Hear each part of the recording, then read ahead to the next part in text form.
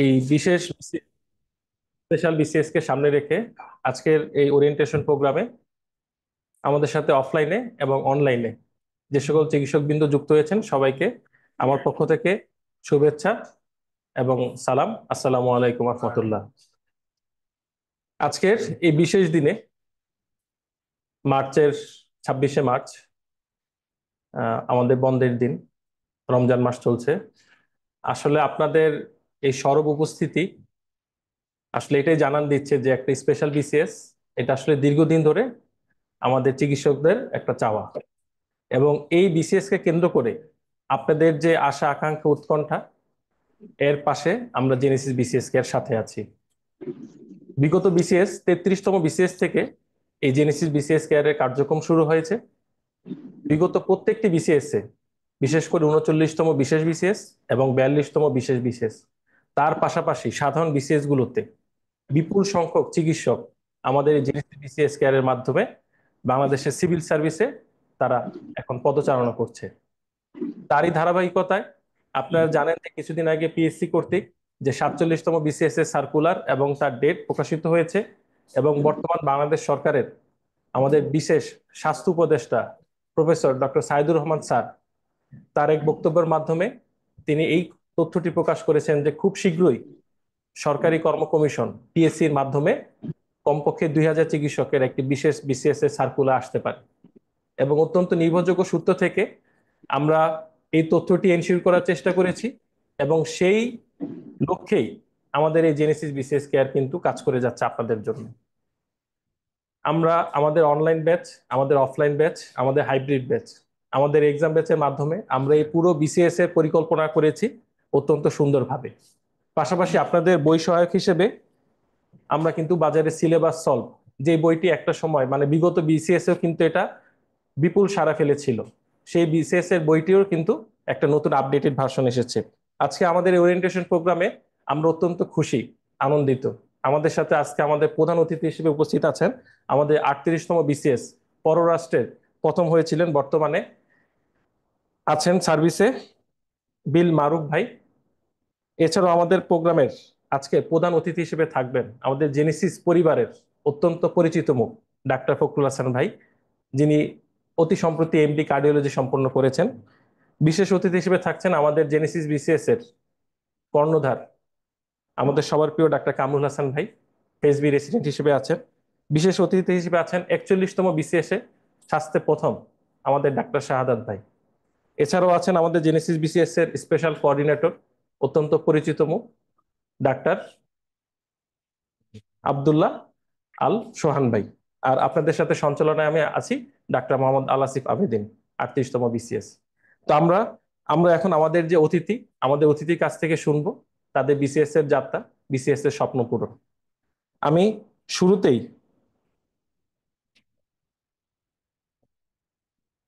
শুরুতেই আপনার overall BCS প্রস্তুতি নিয়ে কথা বলার জন্য আমাদের যে বিশেষ অতিথি, আমাদের পররাষ্ট্র ক্যাডারের ফার্স্ট 38তম বিসিএস ভাইকে আমন্ত্রণ জানাবো।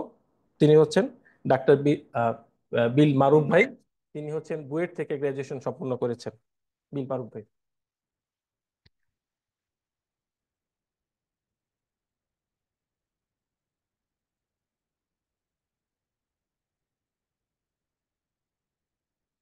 বিসমিল্লাহির রহমানির রহিম। শুকরিয়া আদায় করছি মহান আল্লাহ তাআলার, যার অশেষ রহমতে আজকে এক ঝাঁক মেধাবী ডাক্তারদের সামনে আমার আসার সুযোগ হয়েছে। আর সেই সাথে স্মরণ করছি আহ, যুগে যুগে আমাদের এই অঞ্চলে, আমাদের এই দেশ ও মাটির অধিকার প্রতিষ্ঠায় যারা বিভিন্ন সময়ে নিজেদের প্রাণ বিসর্জন দিয়ে আমাদেরকে একটা সুন্দর বাসযোগ্য ভূমি উপহার দেওয়ার জন্য কাজ করেছেন। বিশেষ করে আমাদের মহান মুক্তিযুদ্ধে যারা শাহাদাত বরণ করেছেন। আজকে 26 মার্চ মহান স্বাধীনতা দিবস। পাশাপাশি আহ, সেই স্বাধীনতার ধারাকে সমুন্নত করতে সর্বশেষ গত বছর জুলাই আগস্ট বিপ্লবে যারা নিজেদের প্রাণ বিসর্জন দিয়েছেন তাদের সবাইকে গভীর শ্রদ্ধা ভরে স্মরণ করছি এবং একই সাথে তাদের আত্মার মাগফিরাত কামনা করছি। আহ তো প্রিয় উপস্থিতি, আহ আজকে আপনারা জেনেসিস বিসিএস কেয়ার কর্তৃক আয়োজিত 48তম সম্ভাব্য বিশেষ বিসিএস এর ওরিয়েন্টেশন ক্লাসে উপস্থিত হয়েছেন। আপনাদের সবাইকে স্বাগত জানাচ্ছি। তো আসলে আমাদের বাংলাদেশ সিভিল সার্ভিস, বিসিএস এর মিনিংটা হলো বাংলাদেশ সিভিল সার্ভিস। এখানে মূলত আমরা পাবলিক সার্ভেন্ট, যারা আমরা সিভিল সার্ভিসে জব করছি, আমরা পাবলিক সার্ভেন্ট বা সিভিল সার্ভেন্ট। আপনারাও যারা সামনে আসবেন, আমি বিশ্বাস করি যে এখানে যারা উপস্থিত আছেন সবাই ইনশাল্লাহ সিভিল সার্ভিসে আসবেন, যেহেতু আপনাদের জন্য একটা ভালো সুযোগ আছে। এবং আপনারা জেনেসিসের মতন স্বনামধন্য প্রতিষ্ঠানে এসছেন, ফলে স্বাভাবিকভাবে আপনারা আহ ভালো একটা এখান থেকে কেয়ার পাবেন। তো পাবলিক সার্ভিস বিষয়টা আসলে কি, এই বিষয়ে ছোট্ট একটু আলোকপাত করতে চাই। এটা হলো মূলত আহ একটা দেশের, একটা রাষ্ট্রের গভর্নমেন্ট মূলত পরিচালিত হয় হচ্ছে তার জনগণের কল্যাণের জন্য। তার জনগণের যাতে সব ধরনের কল্যাণ, সুযোগ সুবিধা, তাদের নাগরিক অধিকার, এই বিষয়গুলো নিশ্চিত করার জন্যই মূলত একটা রাষ্ট্র গঠিত হয়, এবং সেই রাষ্ট্রটা পরিচালনা করে একটা সরকার সরকার সরকার ব্যবস্থা। তো এই সরকার ব্যবস্থা পরিচালিত হয় বিভিন্ন দেশে বিভিন্ন রকম। কোথাও আমাদের বর্তমান যুগে কোথাও হয়তো আহ রাজতন্ত্র চালু আছে, কোথাও অটোক্রেটিক সিস্টেম চালু আছে, কোথাও গণতান্ত্রিক সিস্টেম চালু আছে, কোথাও সমাজতান্ত্রিক সিস্টেম চালু আছে, কোথাও হাইব্রিড সিস্টেম চালু আছে। বিভিন্ন রাষ্ট্রে তাদের আহ রাষ্ট্রের প্রকৃতি অনুযায়ী বিভিন্ন ধরনের সিস্টেম চালু আছে। তো সব সিস্টেমের কিন্তু একটা মূল আকাঙ্ক্ষা আছে, সেটা হচ্ছে যে যিনি রাষ্ট্র পরিচালনা করছেন, যিনি বা যারা রাষ্ট্র পরিচালনা করছেন, তারা কিন্তু প্রত্যক্ষভাবে হোক অথবা পরোক্ষভাবে হোক জনগণ কর্তৃক ম্যান্ডেট প্রাপ্ত। এটা হয়তো যেসব দেশে নির্বাচন হয় সেখানে সরাসরি জনগণের ভোট হয়, যেখানে হয়তো রাজতান্ত্রিক সিস্টেম সেখানে ওই রাজ পরিবারের প্রতি জনগণের একটা সমর্থন আছে। মানে এটা কিন্তু জনগণ কর্তৃক একটা ম্যান্ডেট প্রাপ্ত হইতে হয়, তাহলেই কিন্তু একটা রাষ্ট্র, একটা সরকার সেটা পরিচালনা করতে পারে। তো এই সরকার যখন কোনো এক গুচ্ছ ব্যক্তি গঠন করে, তারপরে জনগণের সার্বিক কল্যাণ নিশ্চিত করার জন্য তার একটা দক্ষ কর্মী বাহিনীর প্রয়োজন হয়। সেই দক্ষ কর্মী বাহিনীর একটা মানে সবচেয়ে গুরুত্বপূর্ণ যে অংশটা, সেটা হচ্ছে যারা সেই রাষ্ট্রের সিভিল সার্ভেন্টসরা। তো বাংলাদেশের মানে সারা বিশ্বের প্রেক্ষিতে যদি আমি বলি, সারা বিশ্বে মোটামুটি সিঙ্গাপুরের সিভিল সার্ভিসকে সবচাইতে বেস্ট সিভিল সার্ভিস ধরা হয়। মানে তারা খুব সুসংগঠিত একটা সিস্টেম নিয়ে তারা তাদের সিভিল সার্ভিস পরিচালনা করে। সেখানে রাজনৈতিক প্রভাব বা এই বিষয়গুলো একেবারে নাই বললেই চলে, তাদের সুন্দর একটা সিস্টেম আছে। তো আমাদের বাংলাদেশের সিভিল সার্ভিস যেটা, এটা এখনো আমরা হয়তো কাঙ্ক্ষিত মানে এখন আমরা পৌঁছাতে পারিনি, কিন্তু আমাদের চেষ্টা অব্যাহত আছে। বিশেষ করে বিগত 15-16 বছরের যে বিষয়গুলো যদি আমরা দেখি, তখন দেখা যাবে যে এখানে একটা অতিমাত্রায় রাজনীতিকরণ বা এই বিষয়গুলো হয়েছে, যেটার ধারাবাহিকতা আপনাদের চিকিৎসক সমাজেও কিছুটা আছে। তো সামনে আমরা যেহেতু একটা নতুন বাংলাদেশের স্বপ্ন দেখছি, একটা ভালো একটা পরিবেশ আমরা পাবো, এবং সেরকম একটা ভালো একটা নতুন বাংলাদেশের আহ, প্রেক্ষাপটে দাঁড়িয়ে আপনারা একটা বিসিএস পরীক্ষায় সামনে অংশগ্রহণ করতে যাচ্ছেন, এটা আমি বলবো যে আপনারা সৌভাগ্যবান। তো বিগত বছরগুলোতে বিভিন্ন সময়ে বিভিন্ন নিয়োগ পরীক্ষাগুলোতে আমরা বিভিন্ন দুর্নীতির কথা শুনেছি। তো আশা করি সামনের দিনগুলোতে আরো ভালো একটা পরিবেশ বজায় থাকবে। তো আপনারা যদি স্পেশাল বিসিএস আপনারা প্রাপ্ত হন, তারপরেও আপনাদেরকে কিন্তু আপনাদের নির্দিষ্ট একাডেমিক যে বিষয়গুলো, সেগুলোর বাইরেও কিন্তু আপনাদেরকে নন টেকনিক্যাল যে বিষয়গুলো, বিশেষ করে বাংলা, ইংরেজি, ম্যাথ, এরপরে বাংলাদেশ বিষয়াবলী, আন্তর্জাতিক বিষয়াবলী, এই বিষয়গুলোর উপরে কিন্তু আপনাদের একটা আহ, গুরুত্ব দিতে হবে। সম্ভবত 50%, 50% হচ্ছে যে এই বিষয়গুলো আপনাদেরকে কাভার করতে হবে। তো যেহেতু আমি মেডিকেল সায়েন্সের মানুষ না, সো আমার মেডিকেল সায়েন্সের বিষয়ে কথা বলার সুযোগ কম। তো আপনারা যে বিষয়গুলো পড়তে হবে আপনাদেরকে এই বিসিএস কেন্দ্রিক, সেই বিষয়গুলো পড়ার ক্ষেত্রে আমি একটা পরামর্শ শুধু আপনাদেরকে দিব। নিঃসন্দেহে আপনারা অনেক মেধাবী মানুষ, আপনারা 5 বছর কষ্ট করে ডাক্তারি পাশ করেছেন, অনেকে হয়তো বিভিন্ন কোর্সে আছেন। আপনারা মানে স্ট্রাগল, মানে কি বলবো, মানে বুদ্ধিভিত্তিক স্ট্রাগল যেটা, এটা আপনাদের চাইতে বেশি আমার মনে হয় না বাংলাদেশে কেউ করে। আমার ওয়াইফ ডক্টর, সো আমি জানি আসলে আপনাদের স্ট্রাগলটা কিরকম। আমার ছোট বোনও মেডিকেল স্টুডেন্ট।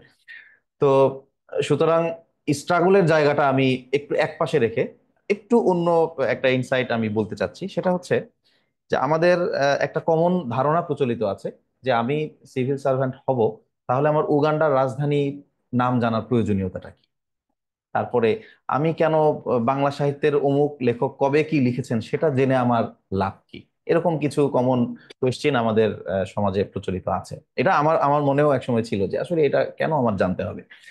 তো এখন বিষয় হচ্ছে না, এটা আসলে জেনে আমার কোনো লাভ নাই, আমার উগান্ডার রাজধানী কি এটা জানার আমার কোনো প্রয়োজন নাই, বাংলার কোন সাহিত্যিক কোন সালে জন্মগ্রহণ করেছেন সেটা জানা আমার প্রয়োজন নয়। কিন্তু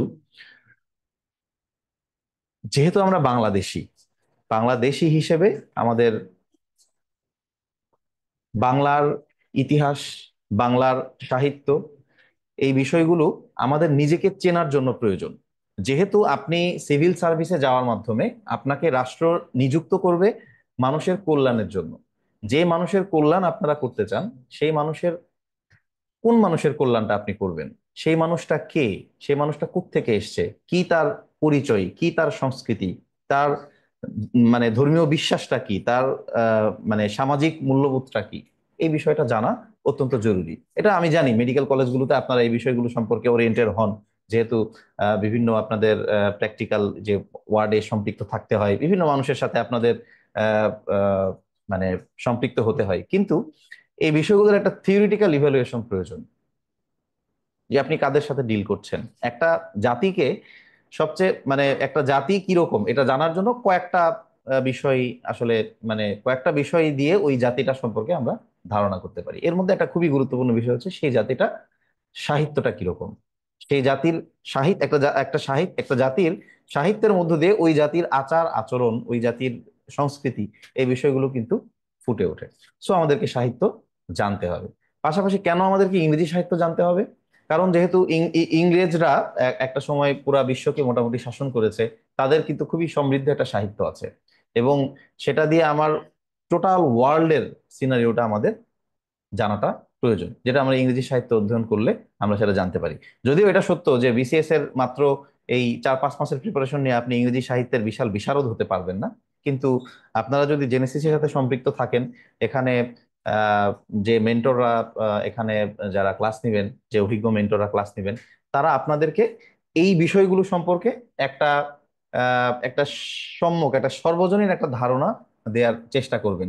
নট যে আপনি শুধু শেক্সপিয়ার কবে জন্মগ্রহণ করেছেন বা হ্যামলেটটা কার লিখা এই জিনিসগুলো জাস্ট মুখস্থ করবেন। Not that. আপনাকে বরং এই বিষয়গুলোর ইনসাইটে আসলে কি আছে, এর ভিতরের বিষয়গুলো আপনার আহ, মানে একটু বুঝতে হবে, একটু ফিল করতে হবে। তারপরে আপনি যদি ম্যাথমেটিক্যাল অ্যাবিলিটির কথা বলেন, এটা তো কেন দরকার এই বিষয়ে হয়তো আমার বলার প্রয়োজন হবে না। আপনারা বিভিন্ন ক্ষেত্রে আপনাদের আপনাদের আপনাদের হয়তো সরাসরি ম্যাথ করতে হয়নি আপনাদের প্রফেশনাল লাইফে, কিন্তু আপনি যখন প্র্যাকটিক্যাল লাইফে যাবেন তখন আপনাদের কিন্তু বিভিন্ন সিচুয়েশন অ্যানালাইসিস করতে হবে, যে কোনো পেশেন্ট আসছে কি হচ্ছে না হচ্ছে, এটার জন্য আপনার মাথাটা কিন্তু শার্প রাখা জরুরি। যার কারণে আপনার ম্যাথমেটিক্সে কি গুরুত্ব দিতে হবে। এরপরে পাশাপাশি আছে আপনার বাংলাদেশ বিষয়াবলী, আন্তর্জাতিক বিষয়াবলী, অর্থাৎ সারা দুনিয়াটা কোন দিকে চলছে, কিভাবে চলছে, এই বিষয়গুলো আপনার জানতে হবে। আপনার এখনকার পার্সপেক্টিভে হয়তো আপনার উগান্ডার রাজধানী জানার প্রয়োজন নাই, কিন্তু ইউক্রেনের রাজধানী কিন্তু আপনার জানার প্রয়োজন আছে। ঠিক আছে?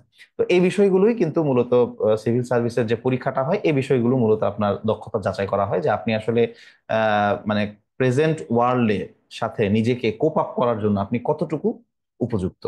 তো এই বিষয়গুলো হ্যাঁ, যদি আপনি নিজে নিজে একটা কারেন্ট অ্যাফেয়ার্স পড়েন, আপনার হয়তো মনে হবে যে আমি শুধু এই দেশের রাজধানী মুখস্থ করে আমার কি লাভ। কিন্তু আপনি যদি একটা আহ সংগঠিত একটা গাইডলাইনের আন্ডারে থাকেন, তখন আপনার কাছে আপনি আসলে বিষয়টা বুঝবেন যে আসলে কিভাবে আপনার প্রস্তুতিটা সম্পন্ন করতে হবে, এবং কোন জিনিসটা মানে অপ্রয়োজনীয়, কোন জিনিসটা প্রয়োজনীয়, সেই বিষয়টা তখন আপনি বুঝতে পারবেন। তো বেশি কথা হয়তো আর বাড়াবো না। তো আপনাদেরকে সর্বশেষ আরেকটা বিষয় বলতে চাই, সেটা হচ্ছে যে আহ 48তম বিসিএস এর হয়তো এখনো সার্কুলার হয় নাই, সামনে হয়তো এটার বিজ্ঞপ্তি আসবে, তারপরে আপনারা একটা সময় পাবেন। তো আপনাদেরকে এখন থেকে অনেকে হয়তো 47-এ অংশগ্রহণ করবেন, তারা অনেকটা প্রিপারেশন নিয়েছেন। তো যাদের 47-এর প্রিপারেশনের দুর্বলতা আছে, হয়তো 48কেই প্রধান টার্গেট করছেন, আপনারা আপনাদের টোটাল সিলেবাসটাকে, আপনাদের সামনে যে টাইম লাইনটা আছে, হয়তো এখন সার্কুলার হলে আপনার পরীক্ষা হয়তো হয়তো আরো 6 মাস বা 10 মাস একটা সময় পাবেন। যে টাইম লাইনটা আপনারা সম্ভাব্য পাবেন, সেইটা দিয়ে আপনার টোটাল সিলেবাসটাকে আপনি ছোট ছোট ভাগে ভাগ করে নেবেন। যে এই 10 মাস বা এই 8 মাস আমার সময় আছে, এই 8 মাসের মধ্যে বা 8 মাসের মধ্যে আপনি 2 মাস রিজার্ভ রেখে দেন, আপনি 6 মাসের একটা টাইম লাইন ধরেন। এই 6 মাসের মধ্যে ধরে ধরে ধরে ধরে আমার এই বিষয়গুলো শেষ করতে হবে। আপনি যদি একটা টার্গেট নিয়ে একটা কনসিস্টেন্সি আপনি যদি বজায় রাখতে পারেন, তাহলে আমার মনে হয় যে আপনার বিসিএস মানে পার করা কঠিন কিছু না। যেহেতু যদি স্পেশাল বিসিএস হয় বা জেনারেল বিসিএস হলেও আপনাদেরকে আসলে প্রিলিমিনারি মানে এমসিকিউ পরীক্ষা অবতীর্ণ হতে হবে। তো এমসিকিউ পরীক্ষা আসলে নিজের সৃজনশীলতা প্রয়োগের খুব বেশি সুযোগ নাই। তো যখন জেনারেল বিসিএস এর হয়তো কোনো সেশন হবে, তখন হয়তো রিটেন পরীক্ষার বিষয়ে হয়তো অন্য সময় আলোচনা করা যাবে, আজকে আর সে আলোচনায় না যাই। তো আমি আশা করব যে আপনারা আপনাদের সময়গুলোকে সর্বোচ্চ কাজে লাগাবেন। বিশেষ করে আপনি নিজে থেকে একটু ফিল করবেন যে আপনি যে সার্ভিসে যেতে চাচ্ছেন সেটা হচ্ছে এই মানুষের, এই দেশের মাটির মানুষের কল্যাণের জন্য। এই বিষয়টার যদি ফিলিংসটা আপনার ভিতরে নিয়ে আসতে পারেন, তাহলে আমার মনে হয় না যে আপনি হয়তো অন্য কাজে সময় নষ্ট করবেন বা আপনার মূল্যবান সময়গুলোকে আপনি হেলাই মানে অন্য কাজে ব্যয় করবেন। আপনি এই সময়গুলো, এই আপনার সময়টাকে সঠিকভাবে কাজে লাগান, আপনার নিজের সর্বোচ্চটুকু দেন। আপনাদের বড় ভাই 41তম বিসিএস এর ফার্স্ট বয় হেলথ ক্যাডারের উনি আছেন, উনি আপনাদেরকে হয়তো আরো সুন্দর পরামর্শ দিবেন আপনাদের হেলথ রিলেটেড। আমার কথাটা হলো যে আপনি নিজের সময়ের সর্বোচ্চ ব্যবহারটুকু করেন, নিজের যতটুকু সামর্থ্য আল্লাহ আপনাকে দিয়েছেন সেটা আপনি সর্বোচ্চ ব্যবহার করেন, তাহলে আপনি দেখবেন একটা ভালো রেজাল্ট আপনি পাবেন। একটা সুন্দর সমাজ গঠনে আপনি একটা সুন্দর ভূমিকা রাখতে পারবেন। তো সর্বোপরি সবার সুস্বাস্থ্য এবং সুন্দর ভবিষ্যৎ কামনা করে আমার সংক্ষিপ্ত কথা এখানে শেষ করছি।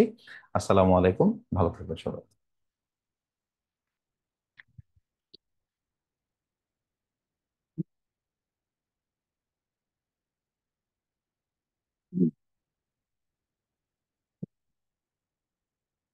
ধন্যবাদ দিচ্ছি আমাদের বিশেষ অতিথি জনাব বিল মারুফ ভাইকে, তার অত্যন্ত সুন্দর, আকর্ষণীয় এবং জীবনলব্ধ বাস্তবধর্মী কথাগুলো বলার জন্য। আসলে বিসিএস, বাংলাদেশ সিভিল সার্ভিস, আপনাকে কিন্তু চাকরির শুরুতে আপনাকে যেতে হবে বাংলাদেশে একবারে প্রান্তিক পর্যায়ে, উপজেলা পর্যায়ে। আর আমরা যতই বলি গ্রামের মানুষ ভালো, উপজেলা মানুষ ভালো, সেখানকার যে পলিটিক্স চলে সেটা আসলে না গেলে আপনারা বুঝতে পারবেন না। তো তার জন্য আসলে আপনাকে বাংলা, ইংরেজি, গণিত সব দিক থেকেই আপনাকে কিন্তু শার্প হতে হবে। এই গ্রামের যে কালচার, এই বিষয়টা বুঝতে হবে, বোঝাতে হবে। যাক, আমরা অত্যন্ত আনন্দিত যে আমাদের জেনেসিস পরিবারের অত্যন্ত প্রিয় মুখ, আমাদের সবার প্রিয় ডাক্তার ফখরুল হাসান ভাই ইতিমধ্যে আমাদের মাঝে উপস্থিত হয়েছেন। অতি সম্প্রতি তিনি বাংলাদেশ মেডিকেল চিকিৎসা বিজ্ঞানের সর্বোচ্চ ডিগ্রি, এমডি ডিগ্রি অর্জন করেছেন বঙ্গবন্ধু শেখ মুজিব, যেটা বর্তমানে বাংলাদেশ মেডিকেল ইউনিভার্সিটি নামে পরিচিত। আমরা আমাদের এই প্রিয় ভাইয়ের কাছ থেকে এই জেনেসিস বিসিএস কেয়ারের সম্পূর্ণ আদ্যোপান্ত, তার নিজের ব্যক্তিগত ইতিহাস আমরা সবকিছু শুনবো, এবং সবাই আমরা দাবি করব তার এই সাফল্যের জন্য কিন্তু মিষ্টি মুখের কথা। রমজানের মাস মিষ্টি খাওয়ানো যাবে? ডেফিনেটলি নট, ইফতারের পরে না। মাশাআল্লাহ, থ্যাংক ইউ। সবাইকে স্বাগতম জানাচ্ছি জেনেসিস বিসিএস কেয়ারের আজকের এই সুন্দর বিকালে। আমাদের সাথে উপস্থিত আছেন জনাব মারুফ সাহেব। উনি 38 বিসিএস এর মাধ্যমে ফরেন ক্যাডারে ফার্স্ট ছিলেন। এছাড়া আমাদের সাথে আছেন ডক্টর আল আসিফ আবেদিন, যিনি ডেন্টালের ভালো পজিশন নিয়েই 38, উনিও 38এই ক্যাডার হয়েছেন। এরপরে 41স্টে একদম ফার্স্ট হেলথ ক্যাডারে যিনি আমাদের ডক্টর শাহাদাত, উনিও আছেন আপনাদের সাথে। আব্দুল আলম সোহান 39-এ জয়েন করেছেন। আমাদের সবচেয়ে অভিজ্ঞ ডাক্তার কামরুল, উনি আমার সাথে 35-এ পড়ছেন, 35 বিসিএস এ, 36-এ পড়ছেন, 37 পড়ছেন। প্রত্যেকটা বিসিএস এর প্রিলিমিনারিতে কোয়ালিফাই হয়েছেন, রিটেন পর্যন্ত গেছেন। তারপরে ভাইভাতে একটাতে রিটেন পাস করে না, আর দুইটাতে ভাইভা পর্যন্ত গিয়ে উনি 36-এই জয়েন করেন, নাকি 37 আর জয়েন করেন। সো একটা বিশাল অভিজ্ঞ জায়গায় অভিজ্ঞতার সারথীদের সাথে আপনি চলাফেরা হবে ইনশাল্লাহ। আর আমি 35তম সিভিল সার্ভিসের মাধ্যমে বাংলাদেশ সিভিল সার্ভিসে যোগদান করি, এবং 35তম সিভিল সার্ভিস ছিল বাংলাদেশের আহ, সবকিছু চেঞ্জ হয়। আমার কাছে মনে হয় যে কেন যেন আমার সময় সব কঠিন পরীক্ষাগুলো হয়। মেডিকেল যখন ভর্তি পরীক্ষা দিলাম সেইবারই প্রথম নেগেটিভ মার্কিং আসলো, এবং তার আগের বার প্রশ্ন ফাঁস হয়ে সব সেকেন্ড টাইম পরীক্ষা দেওয়া শুরু করলো, যেটা মেডিকেলে খুব কম হতো। যাই হোক, এটা একটা প্রতিযোগিতার মধ্যে যাওয়া লাগলো। 35 BCS যখন দেওয়া শুরু করলাম, 35 পুরো সিলেবাস চেঞ্জ, 100 মার্কের জায়গায় হয়ে গেল 200 মার্ক। সাথে তো অন্যান্য কঠিন জায়গা আছে, রিটার্ন পর্যন্ত সব সিলেবাস চেঞ্জ। ইভেন এবার এমডি পরীক্ষা দিলাম, সেখানে দেখলাম সব পরীক্ষা কঠিন কঠিন। আগের সকল সহজ পরীক্ষকরা চলে যায়, তাই এমডি পরীক্ষকরা কঠিন। যাই হোক, হয়তো কঠিন জায়গাতে আমাদেরকে দিয়ে আমার হয়তো পরীক্ষাটা সহজ করে দেন আর কি আল্লাহ তালা। এবং সবকিছুর জন্য আল্লাহ তালা শুক্রিয়া যে এখন পর্যন্ত বাংলাদেশের সবকিছুতেই আল্লাহ তালা এন্ট্রি করিয়েছেন। এবং পুরোটা ম্যাক্সিমাম জানি আমি সিএস এর রেসিডেন্সির ফার্স্ট ইয়ার থেকে, দ্যাটস মিন আমি এমডিতে ঢোকার পর থেকে আমি আপনাদের সাথেই আছি, পুরো ডাক্তারদের সাথে আছে, পুরো ডক্টর কমিটির সাথে। সেটা মেডিকেল সায়েন্সের post graduation entry degree, exit degree, এবং ইভেন দো আমাদের এই বিসিএস, বিশেষত আমি 42 BCS পুরোটা ডিল করছি, পুরোটা। এবং আরো মজার ব্যাপার হচ্ছে 42 BCS এ যে পরিমাণ আমাদের চিকিৎসক আলহামদুলিল্লাহ আমাদের সাথে রেসপন্স করেছেন, ইচ এন্ড এভরি, আমার কাছে মনে হচ্ছে আমি সবার সাথে কমিউনিকেট করছি, এমন অবস্থা। তো এই জায়গাটা থেকে এই অভিজ্ঞতাটা আমরা কাজে লাগাবো ইনশাল্লাহ, সামনের দিনে আপনাদের কাজে লাগাবো, কাজে লাগাইতে পারবো। আর ইনফরমেশন রিলেটেড জায়গাগুলোতে আমরা চেষ্টা করি যে একদম অথেন্টিক ইনফরমেশন ছাড়া আমরা কোনো কিছু কাজ না করতে আর কি। তা আমি অ্যাজ ইউজুয়াল বলি, ঝড়ে বক মরে হুজুরের কেরামতি বাড়ে। তো যখনই দেখবেন যে একটা আমি লিখে দিছি, তো মনে করেন এটা মোটামুটি একটু শিওর হয়ে আমি দিছি, হয়তো কোনো কারণে এই আপডেটটা হয়তো মিস গেছে, অ্যাকচুয়ালি মিস যায় না। যেমন অনেকে আমাকে বললো যে ভাইয়া 46 রিটার্ন কবে হবে, তা আমরা বললাম ঈদের পরে। ঈদের পরে কিন্তু রিটার্নের ডেট দিছে। 47 কবে হবে বলছিলাম জুনে, তারা নিয়ার অ্যাবাউট এই জুনের মধ্যেই ডেট দিছে। নন ক্যাডার কবে হবে? নন ক্যাডার আমার কাছে মনে হয়েছে নন ক্যাডার নভেম্বর ডিসেম্বর চলে যাবে। নন ক্যাডার নভেম্বর ডিসেম্বর চলে যাবে, তাই একটা হিউজ টাইম পাবেন। স্পেশাল কবে হবে? স্পেশাল কবে হবে? স্পেশাল নট লাইকলি যে হবে না তা না, কিন্তু এখনো স্বাস্থ্য মন্ত্রণালয় থেকে অর্থ মন্ত্রণালয়, অর্থ মন্ত্রণালয় থেকে পরিকল্পনা মন্ত্রণালয়, সরি পরিকল্পনা থেকে স্বাস্থ্য, স্বাস্থ্য থেকে পরিকল্পনা, তারপরে অর্থ, এই তিনটা মন্ত্রণালয়ে ঘোরাঘুরি, কথাবার্তা কানাঘুষো চলছে। পিএসসি তে এখনো যায় না, ঠিক আছে? সো সো পিএসসি তে না যাওয়ার আগ পর্যন্ত আই ক্যান নট শিওর, অথবা we can not sure that আমাদের এই স্পেশাল বিসিএস টা আপনাদের খুব শীঘ্রই আসবে। তবে আসবে, ডেফিনেটলি আসবে। একটু আগে সিলেবাস সলভ বইয়ের ওরিয়েন্টেশন আমি কথাটা বলছি যে বাংলাদেশে কালকেও প্রথম আলো পত্রিকার নিউজ হচ্ছে প্রায় উপজেলা জেলা পর্যায়ে 5,000 এর অধিক চিকিৎসকের শূন্য পদ আছে, শূন্য পদ আছে। এবং যে একটা ক্রাইসিস চলছে, এই ক্রাইসিসটা আসলে জেনারেল বিসিএস দিয়ে পূরণ করা সম্ভব না। কেন সম্ভব না? জেনারেল বিসিএস এখন সিট কত জানেন? 1500 থেকে 1200 থেকে 1500, দ্যাটস মিন স্পেশাল বিসিএস এর সমান সিট দিচ্ছে, কিন্তু তারপরে আমাদের ডাক্তার পাওয়া যাচ্ছে না। কেন? এই যে আপনারা যারা অ্যাপ্রন করে আছেন বা হচ্ছে এত বড় বড় ব্যাগ নিয়ে আছেন, তার কি পড়ি আমরা? অ্যাকচুয়ালি সবাই পজিশনই পড়ি, অন্যগুলো পড়ার কোনো টাইম থাকে না। তো যখনই আমাদেরকে একটা স্পেশাল বিসিএস থাকে, ঠিক আছে আমার এখানে 100 মার্কসের সাথে মিল আছে, বাকিটা কষ্ট মষ্ট করে পড়ে নিব না, মাইক্রোসফটের সেই ভাইবার মতো আর কি, ঠিক আছে? কারণ এইখানে 100 দিয়ে আপনি 90 পাইলেন, আর মাইক্রোসফটের সেই ভাইবার মতো আমরা 30-40 কোনো মতো পেয়ে 120-এ আমাদের মোটামুটি কাট মার্কের ম্যাক্সিমাম হয়ে যায়। এর আগে আমাদের সাথে ডিল করেন ডক্টর নিশাত, আমাদের ডক্টর নিশাত, উর্মিতা দত্ত, তারপরে হচ্ছে আপনারা সবাইকে পাবেন আপনারা, দে আর হিউজলি এক্সপেরিয়েন্স। আমার সবাই, উর্মিতা দত্ত যেমন 37-এ ফার্স্ট, ঠিক আছে, 37-এ ফার্স্ট নিউরোসার্জারি রেসিডেন্ট। ডক্টর জ্যোতি সে 36-এ ফোর্থ ফোর্থ। ডক্টর নিশাত সে হচ্ছে আমাদের 42-তেই 22nd। তো এই এক্সপিরিয়েন্স লোকগুলোকে আপনি সবসময় পাবেন। কিন্তু এখন যেই আশা নিরাশার দোলাচল, এই জায়গাটা থেকে আপনাদের করণীয় কি? আপনাদের করণীয় কি? আমি যেটা আপনাদেরকে বলতে চাই, জেনারেল বিসিএস সহজ নাকি মেডিকেল পজিশনে চান্স পাওয়া সহজ? পজিশনে সহজ না, কোনোটাই সহজ না। প্রথমত দুইটাই কঠিন। আমি সবসময় পজিশন চর্চা করি বলে আমার কাছে এটা সহজ হয়ে গেছে, আমার কাছে এটা সহজ। আপনি যারা শুধুমাত্র বিসিএস কে টার্গেট করে এমবিবিএস লাইফের পরে, দেখবেন যাদের বিসিএস ধ্যান এবং জ্ঞান, তাদের প্রথমবারেই বিসিএসটা হয়, ইচ এন্ড এভরিওয়ান। আমাদের যিনি ডাক্তার কামরুল বসে আছেন, ওনার ধ্যান জ্ঞান ছিল পজিশন পড়বে, পড়বে না, শুধু বিসিএস পড়বে। যতগুলো বিসিএস প্রিলিমিনারি দিচ্ছে, যতগুলো বিসিএস রিটার্ন দিচ্ছে, সবগুলোতে উনি আসছে। আপনার ধ্যান জ্ঞান সেটা নাই বলে আপনার এটা হচ্ছে না, অথবা ওয়ার্ডের ফাঁকে, ডিউটির ফাঁকে আপনি পারছেন না। ক্লিনিক ডিউটি বলেন, কোর্সের ডিউটি বলেন, সকল ডিউটির ফাঁকে আপনি পারতেছেন না। মূলত এই জায়গাটায় সমস্যা হচ্ছে। কিন্তু বিসিএস তুলনামূলক অনেক সহজ, আপনার পড়তে হবে পড়ার জন্য। সো এই যে স্পেশাল বিসিএস এর যে সিলেবাস, ধরেন শতকরা, শতকরা কি জেনারেল বিসিএস এ নাই? ধরেন স্পেশাল বিসিএস সিলেবাসটা কি হয়? শুধু সংক্ষিপ্ত হয়ে যায়, কমে যায়। টপিক্সটা কমে যায়, কোশ্চেন নাম্বার কমে যায়। টপিক্স মোটামুটি নিয়ারাবাবুর জেনারেল বিসিএস এর প্রিলির মতোই থাকে, একই ক্লাস হবে। আমরা যেই ক্লাস আপনাদেরকে এইখানে নিব জেনারেল বিসিএস এর জন্য, যেই ক্লাস নেই, জেনারেলের যে পড়া আমরা এখানে দিব, সেম পড়া দিয়ে আপনার জেনারেল বিসিএস এর প্রিলিমিনারি হবেই হবে, হবে কনফার্ম থাকেন ইনশাআল্লাহ। কিন্তু আমাদের স্যার যেটা বললো, মারুফ স্যার, বিল মারুফ স্যার যেটা বললো, যে এটার জন্য একটা একাগ্রতা দরকার, একটু বোঝা দরকার, একটু ডিটেলস পড়া দরকার। 35 বিসিএস আমি যখন রিটার্ন দিতে গেলাম, আমার ম্যাথ সবসময়, আমি ম্যাথের উপরে একটু ওভার কনফিডেন্স ছিলাম আর কি সারা জীবন। সো ম্যাথ হবেই, পারবো। তো এমনি রিটেনে পড়া শুরু করছি মোটামুটি 1-1.5 মাস আগে। এত কনফিডেন্স ছিলাম আর কি, 35 বিসিএস রিটেনে পড়া শুরু করছিলাম আমরা 1-1.5 মাস আগে। প্রথম যখন পরীক্ষায় ম্যাথ করতে গেলাম, ম্যাথ করে প্রথমটা যেই ভুল করছে, পুরা ব্ল্যাক আউট, পুরা ব্ল্যাক আউট, আর কোনো ম্যাথ আমার চোখ দিয়ে আসে না। ভাগ্য ভালো, আশেপাশে যারা ছিল একজন পরিসংখ্যানের, সেই ভাইয়ের কাছ থেকে নিতে নিতে নিতে নিতে পুরোটা আনসার করছি। আর মানসিক দক্ষতা, আমি আর্মিতে যাওয়ার কারণে ওখানে কিছু বই পড়তে হয় আইএসএসবির জন্য। তো ওই ওই জায়গাটায় প্রিজম একটা গাইড ছিল, ওই প্রিজম গাইডটা আমার আগে থেকেই খুব ভালো মতো করা ছিল। আর বিভিন্ন কুইজ কম্পিটিশন এগুলো সবসময় যেহেতু করতাম, ওই ওই জায়গাটা আমার খুব ভালো হয়েছিল। প্রায় 47টার মতো আমার মানসিক দক্ষতার মতো হয়ে যায় হয় আর কি।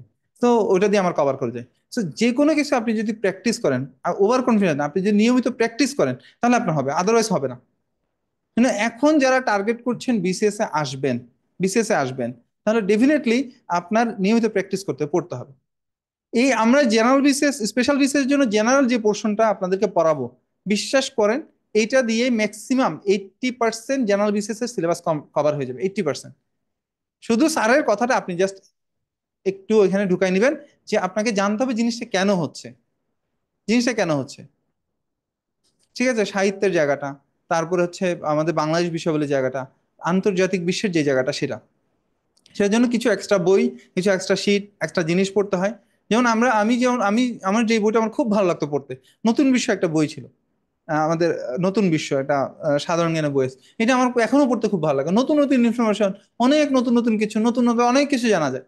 বইটা অনেক বড়, ছোট ছোট কোয়েশ্চেন দিয়ে আনসার করতে হয়, অনেক কিছু জানা যায়। তো এইভাবে একটু ইলেবোরেটলি পড়ার চেষ্টা করেন, একটু জানার চেষ্টা করেন, নোটস করেন। আমাদের জেনারেলের যে শিটটা আছে সেটা দিয়ে আপনার ম্যাক্সিমাম কভার করবে, উইথ যদি লেকচারের সাথে আপনি মিলান।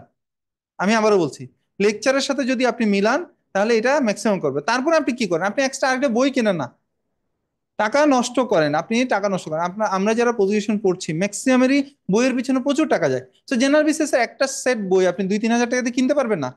ডেফিনেটলি কিনতে পারবেন, যে কোনো একটা সেট, সেটা প্রফেসরস এর হোক, ওরাকলের হোক, MP3-র হোক, যে কোনো একটা সেট আপনি কিনে টেবিলের মধ্যে রাখেন, পড়েন আর না পড়েন রেখে দেন, শিটের সাথে আপনি জাস্ট মিলান, কোনো জায়গায় ভুল আছে নাকি, অথবা কোনো এক্সট্রা ইনফরমেশন লাগানো লাগবে কিনা, লেকচারের সাথে একটু মিলান। যে এক্সট্রা কোনো কথা বললো সেটা আমি ওই বই থেকে দেখি, এর বাইরে কিচ্ছু করা লাগবে না। জেনারেলের যে এই যদি বইগুলো কেনেন, এই স্পেশাল বিসিএস এর প্রিলিমিনারি দিয়ে আপনি 48-এ জেনারেলের প্রস্তুতি হবে।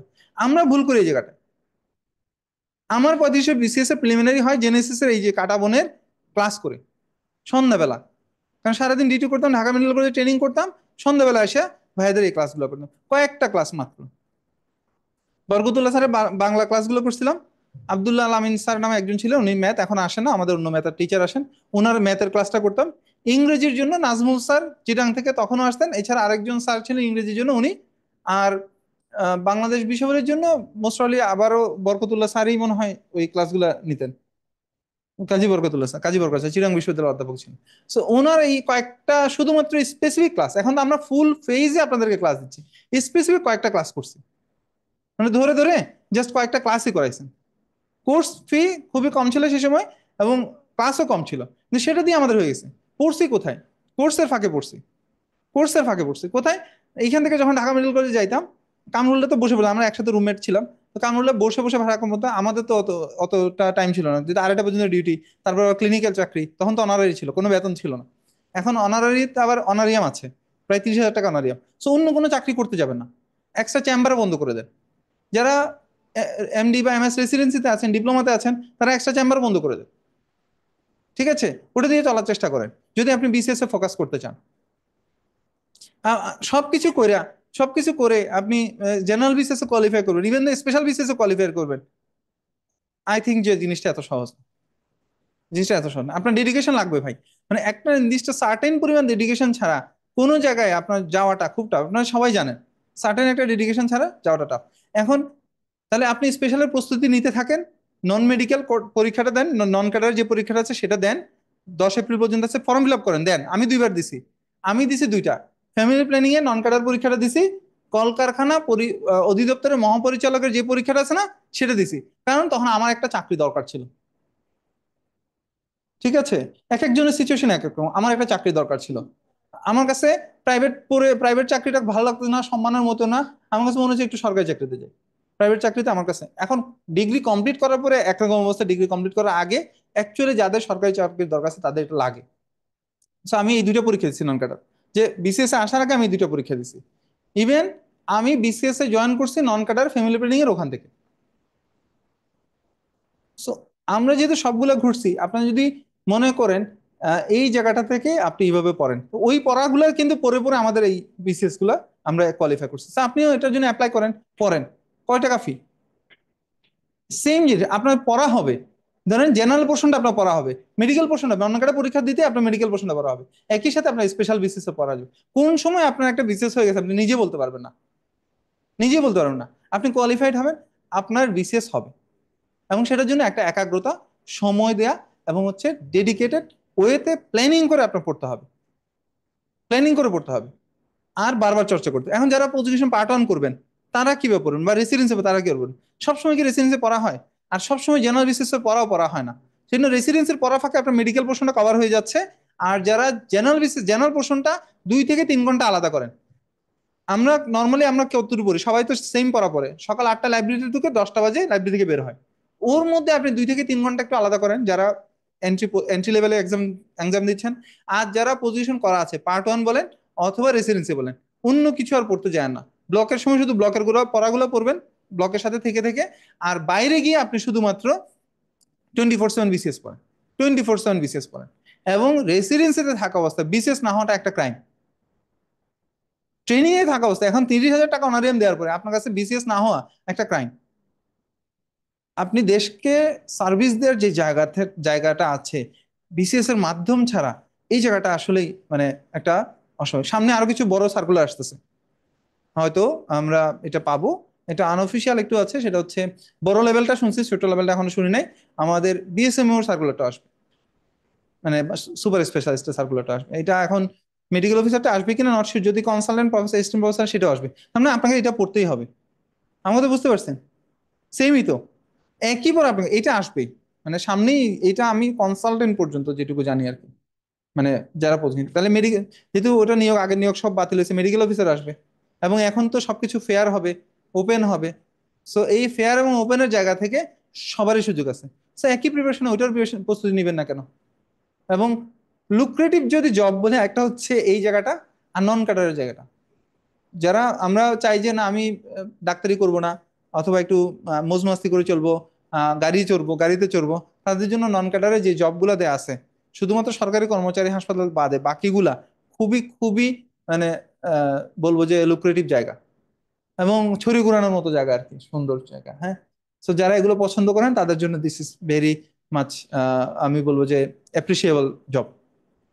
সো আপনাদের এই জায়গা থেকে আমি আমি বলতে চাই, 1 নাম্বার, হতাশ হওয়ার কিছু নাই, কন্টিনিউয়াসলি পড়তে থাকেন। স্পেশাল বিসিএস আসবে আসবে, দেখবেন একদম হুট করে চলে আসছে, আপনার প্রিপারেশন কমপ্লিট হয় না।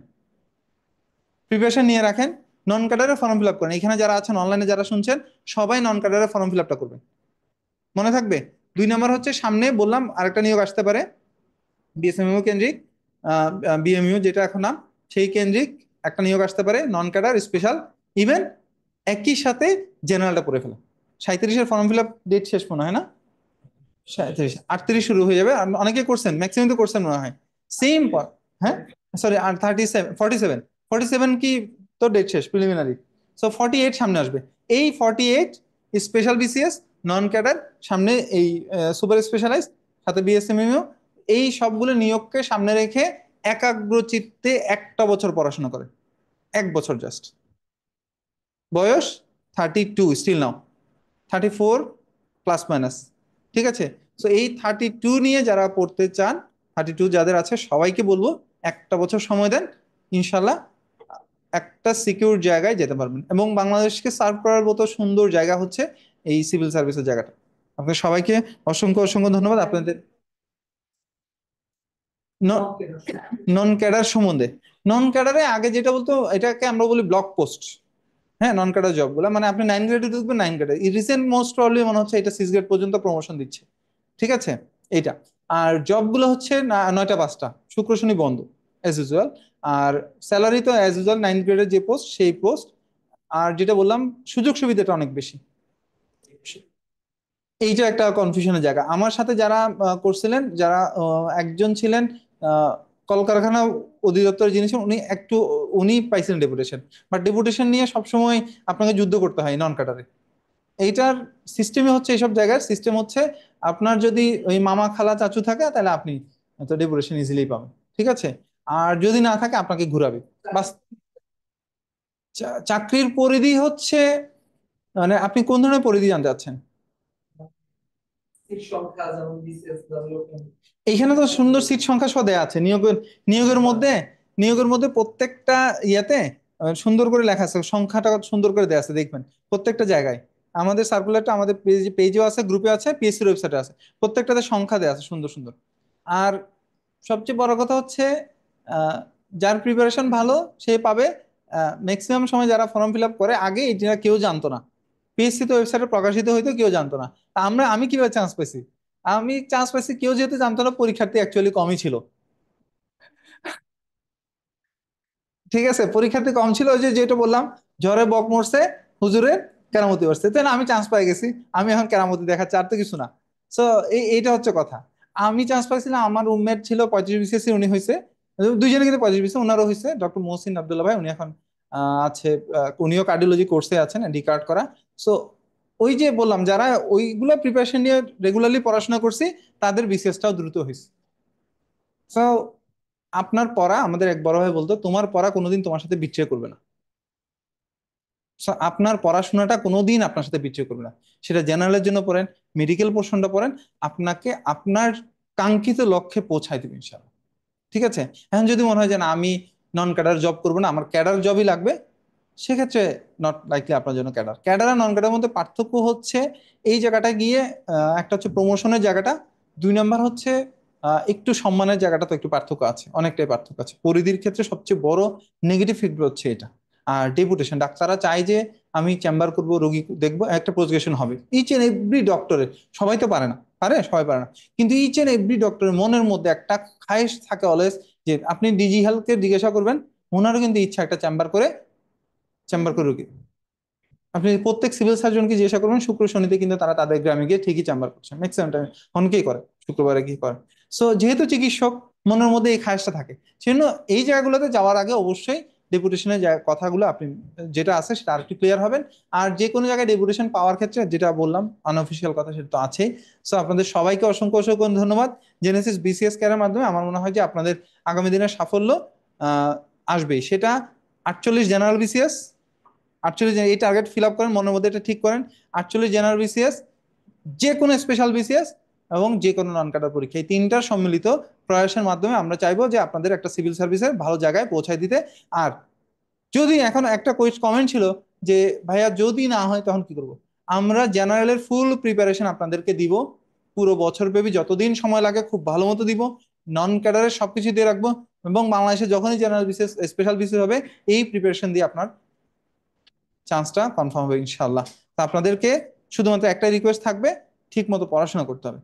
এবং 2 দিন পড়লাম, জেনেসিসে 2-3 হাজার টাকা দিলাম, যা যা যা দিলাম, দেওয়ার পরে আর এই টাকাটা দিব না, হ্যাঁ প্লাস হচ্ছে গেলে তো গেলোই, এটা একটা 3টা 4টা খেপের টাকা, 3-4টা ডিউটি টাকা, এটা মনে করে টাকাটা নষ্ট করলাম, এই কাজ করা যাবে না। অনেকে অনেক কষ্ট করে টাকা দিচ্ছেন, অনেকেই দেখছেন যে না এটা তো একটুখানি খেপ মানে টাকা দিন। আপনার প্রত্যেকটা টাকাই মূল্যবান, প্রত্যেকটা ইনভেস্টমেন্ট মূল্যবান।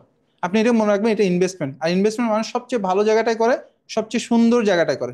এই ইনভেস্টমেন্টের জায়গাটা থেকে আমি বলবো, আপনার যে হকের যে টাকাটাকে আমাদের কাছে দিছেন, আমরা চেষ্টা করবো এটা পুরোপুরি আপনাদেরকে দিতে, এটা হচ্ছে বেশি দিতে।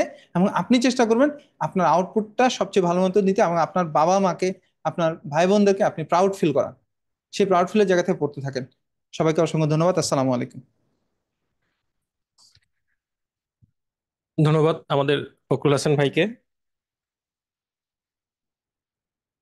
আসলে বিসিএস বা বিসিএস এর প্রস্তুতি বিষয়টা এরকমই। আপনি আপনার প্র্যাকটিস লাইফে বা আপনার ইন্টার্ন লাইফে আপনি দেখবেন যে শিশু বা পেডি ডিপার্টমেন্টে আপনাদের সবারই পোস্টিং ছিল। বাচ্চাদেরকে ওষুধ খাওয়ানো লাগে কিভাবে? জোর করে বাবা সোনা বলে। তারাও কিন্তু তাও খেতে চায় না। শেষে হাত পা বেঁধে জোর করে তাদের ওষুধ খাওয়ানো লাগে। এবং ওষুধ খাওয়ার পরে তাদের মুখের অভিব্যক্তিটা থাকে, খুবই বিশ্রী একটা জিনিস খেলাম। কিন্তু দিন শেষে সেই ওষুধটাই কিন্তু তার জন্য দরকারি। বিসিএস এর এই প্রস্তুতি নিতে গিয়ে আমি আমার ব্যক্তিগত সময়ও আমি দেখেছি বাংলা, ইংরেজি, এই ম্যাথ, এই টপিকস গুলা আসলে খুবই, বিশেষ করে যখন আমি জেনারেল বিসিএস এর প্রস্তুতি, মানে বাংলা হাতের লেখা, রচনা লেখা, আমার মনে হচ্ছে যে আমার হাত দিয়ে কলমের কালি বের হচ্ছে না, হাত ভেঙে যাচ্ছে। ইংরেজি লিখতে বা ইংরেজি বলতে বলতে যেরকম একটা ফ্লুয়েন্সি চলে এসেছিল, বাংলা তখন ততটাই বিরক্তিকর লাগতো। কিন্তু হলেও প্রিয় চিকিৎসক বৃন্দ, আপনাদের হাতে আসলে সময় নেই।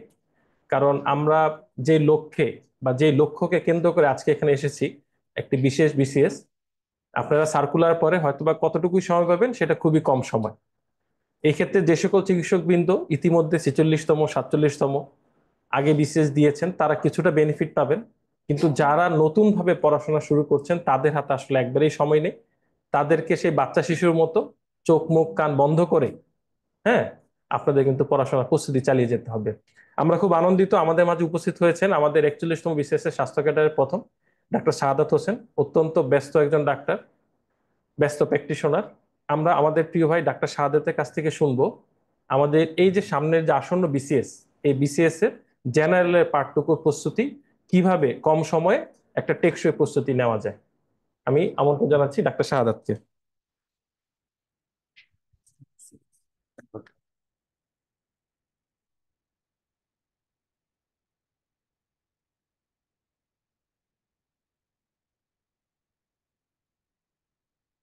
উপস্থিত সকলকে পবিত্র মাহে রমজানের শুভেচ্ছা এবং স্বাধীনতা দিবসের শুভেচ্ছা।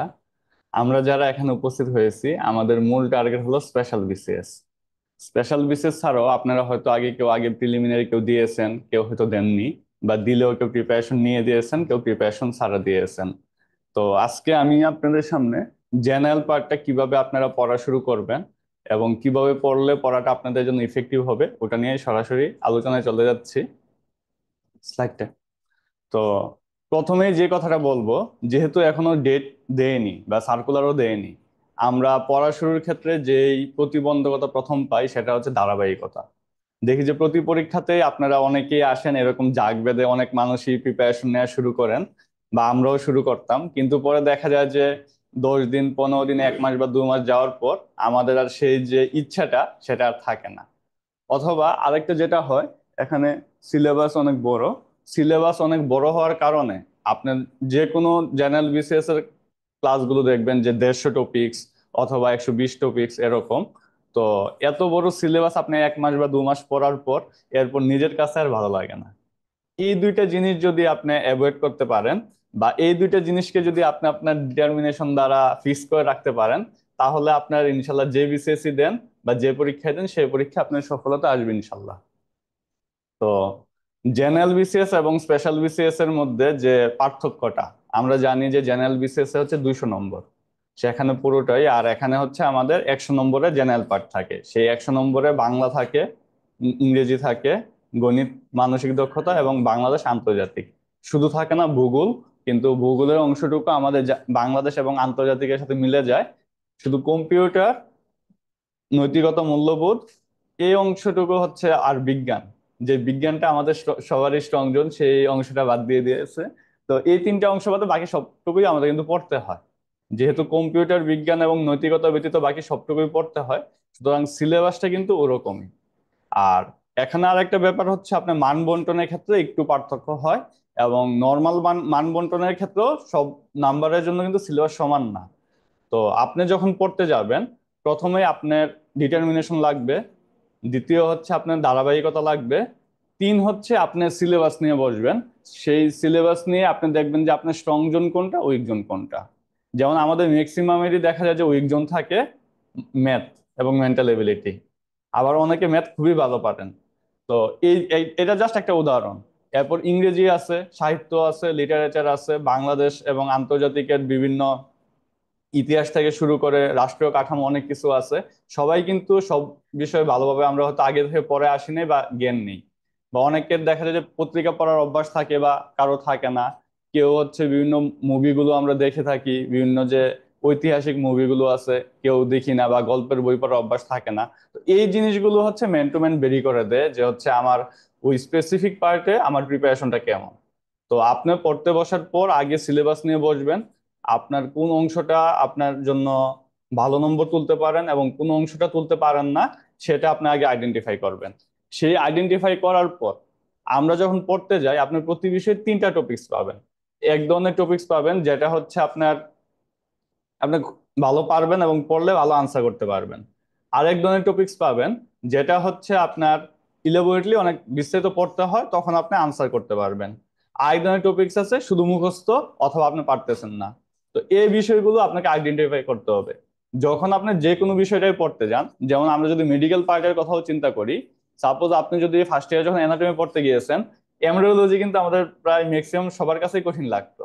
এখন এমব্রিওলজি নিয়ে যদি আপনি সারাদিন বসে থাকেন, আপনি কিন্তু প্রপার পাস হবে না।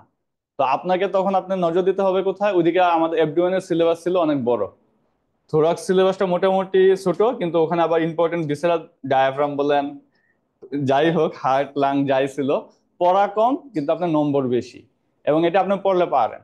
আবার ওইদিকে অ্যাবডোমেনের মধ্যে সিলেবাস অনেক বড়, সেখানে কিছু ভিসেরা থাকতো যে আমাদের সবসময় থাকবে, কিছু ভিসেরা হচ্ছে আমাদের মাঝে মধ্যে থাকে।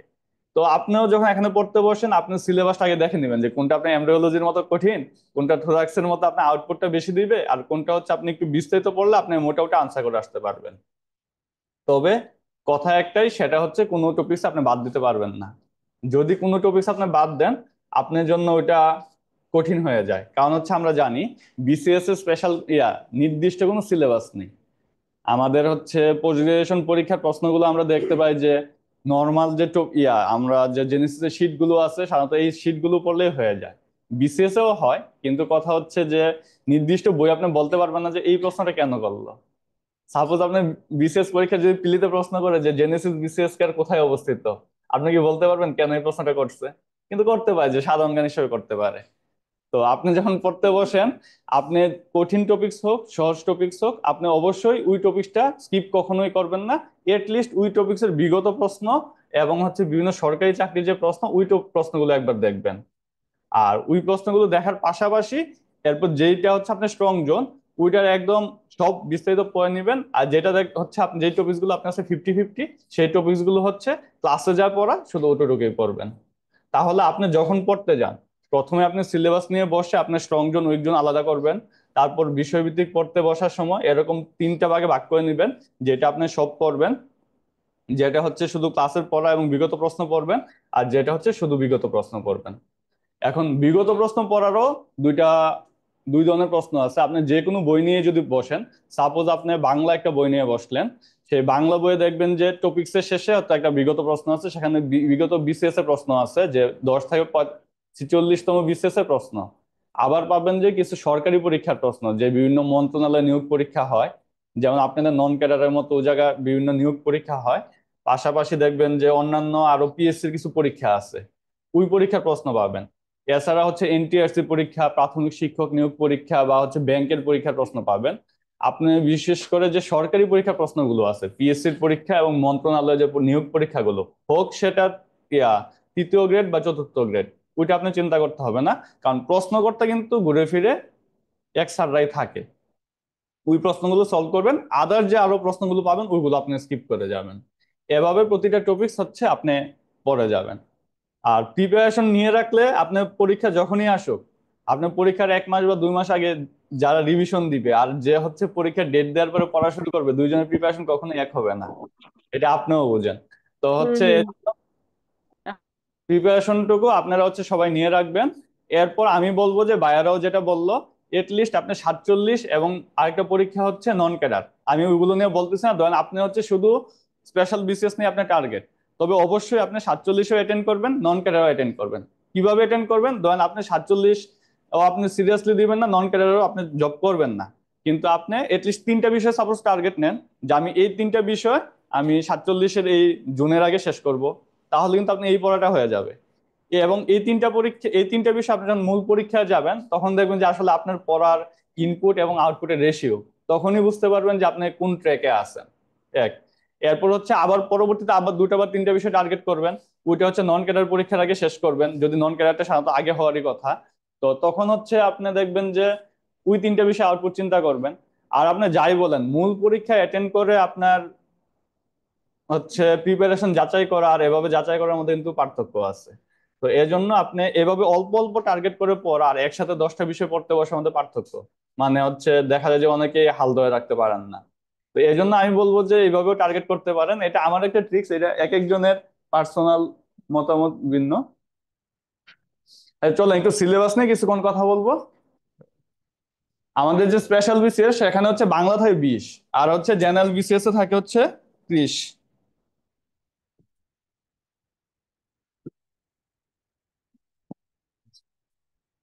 জেনারেল হচ্ছে থাকে 30, ইংরেজি হচ্ছে 30-এর পরিবর্তে থাকে 20, বাংলাদেশও সেম, আন্তর্জাতিকটা সমান, গাণিতিক যুক্তি এবং মানসিক দক্ষতা যেটা থাকে হচ্ছে 15-15-30, এখানে থাকে 10-10-20। আর হচ্ছে মেডিকেল সায়েন্স হচ্ছে আমাদের 100। তাহলে আমাদের বাদ পড়ে কি? আমাদের বাদ হচ্ছে ভূগোল, আইসিটি আর নৈতিকতা।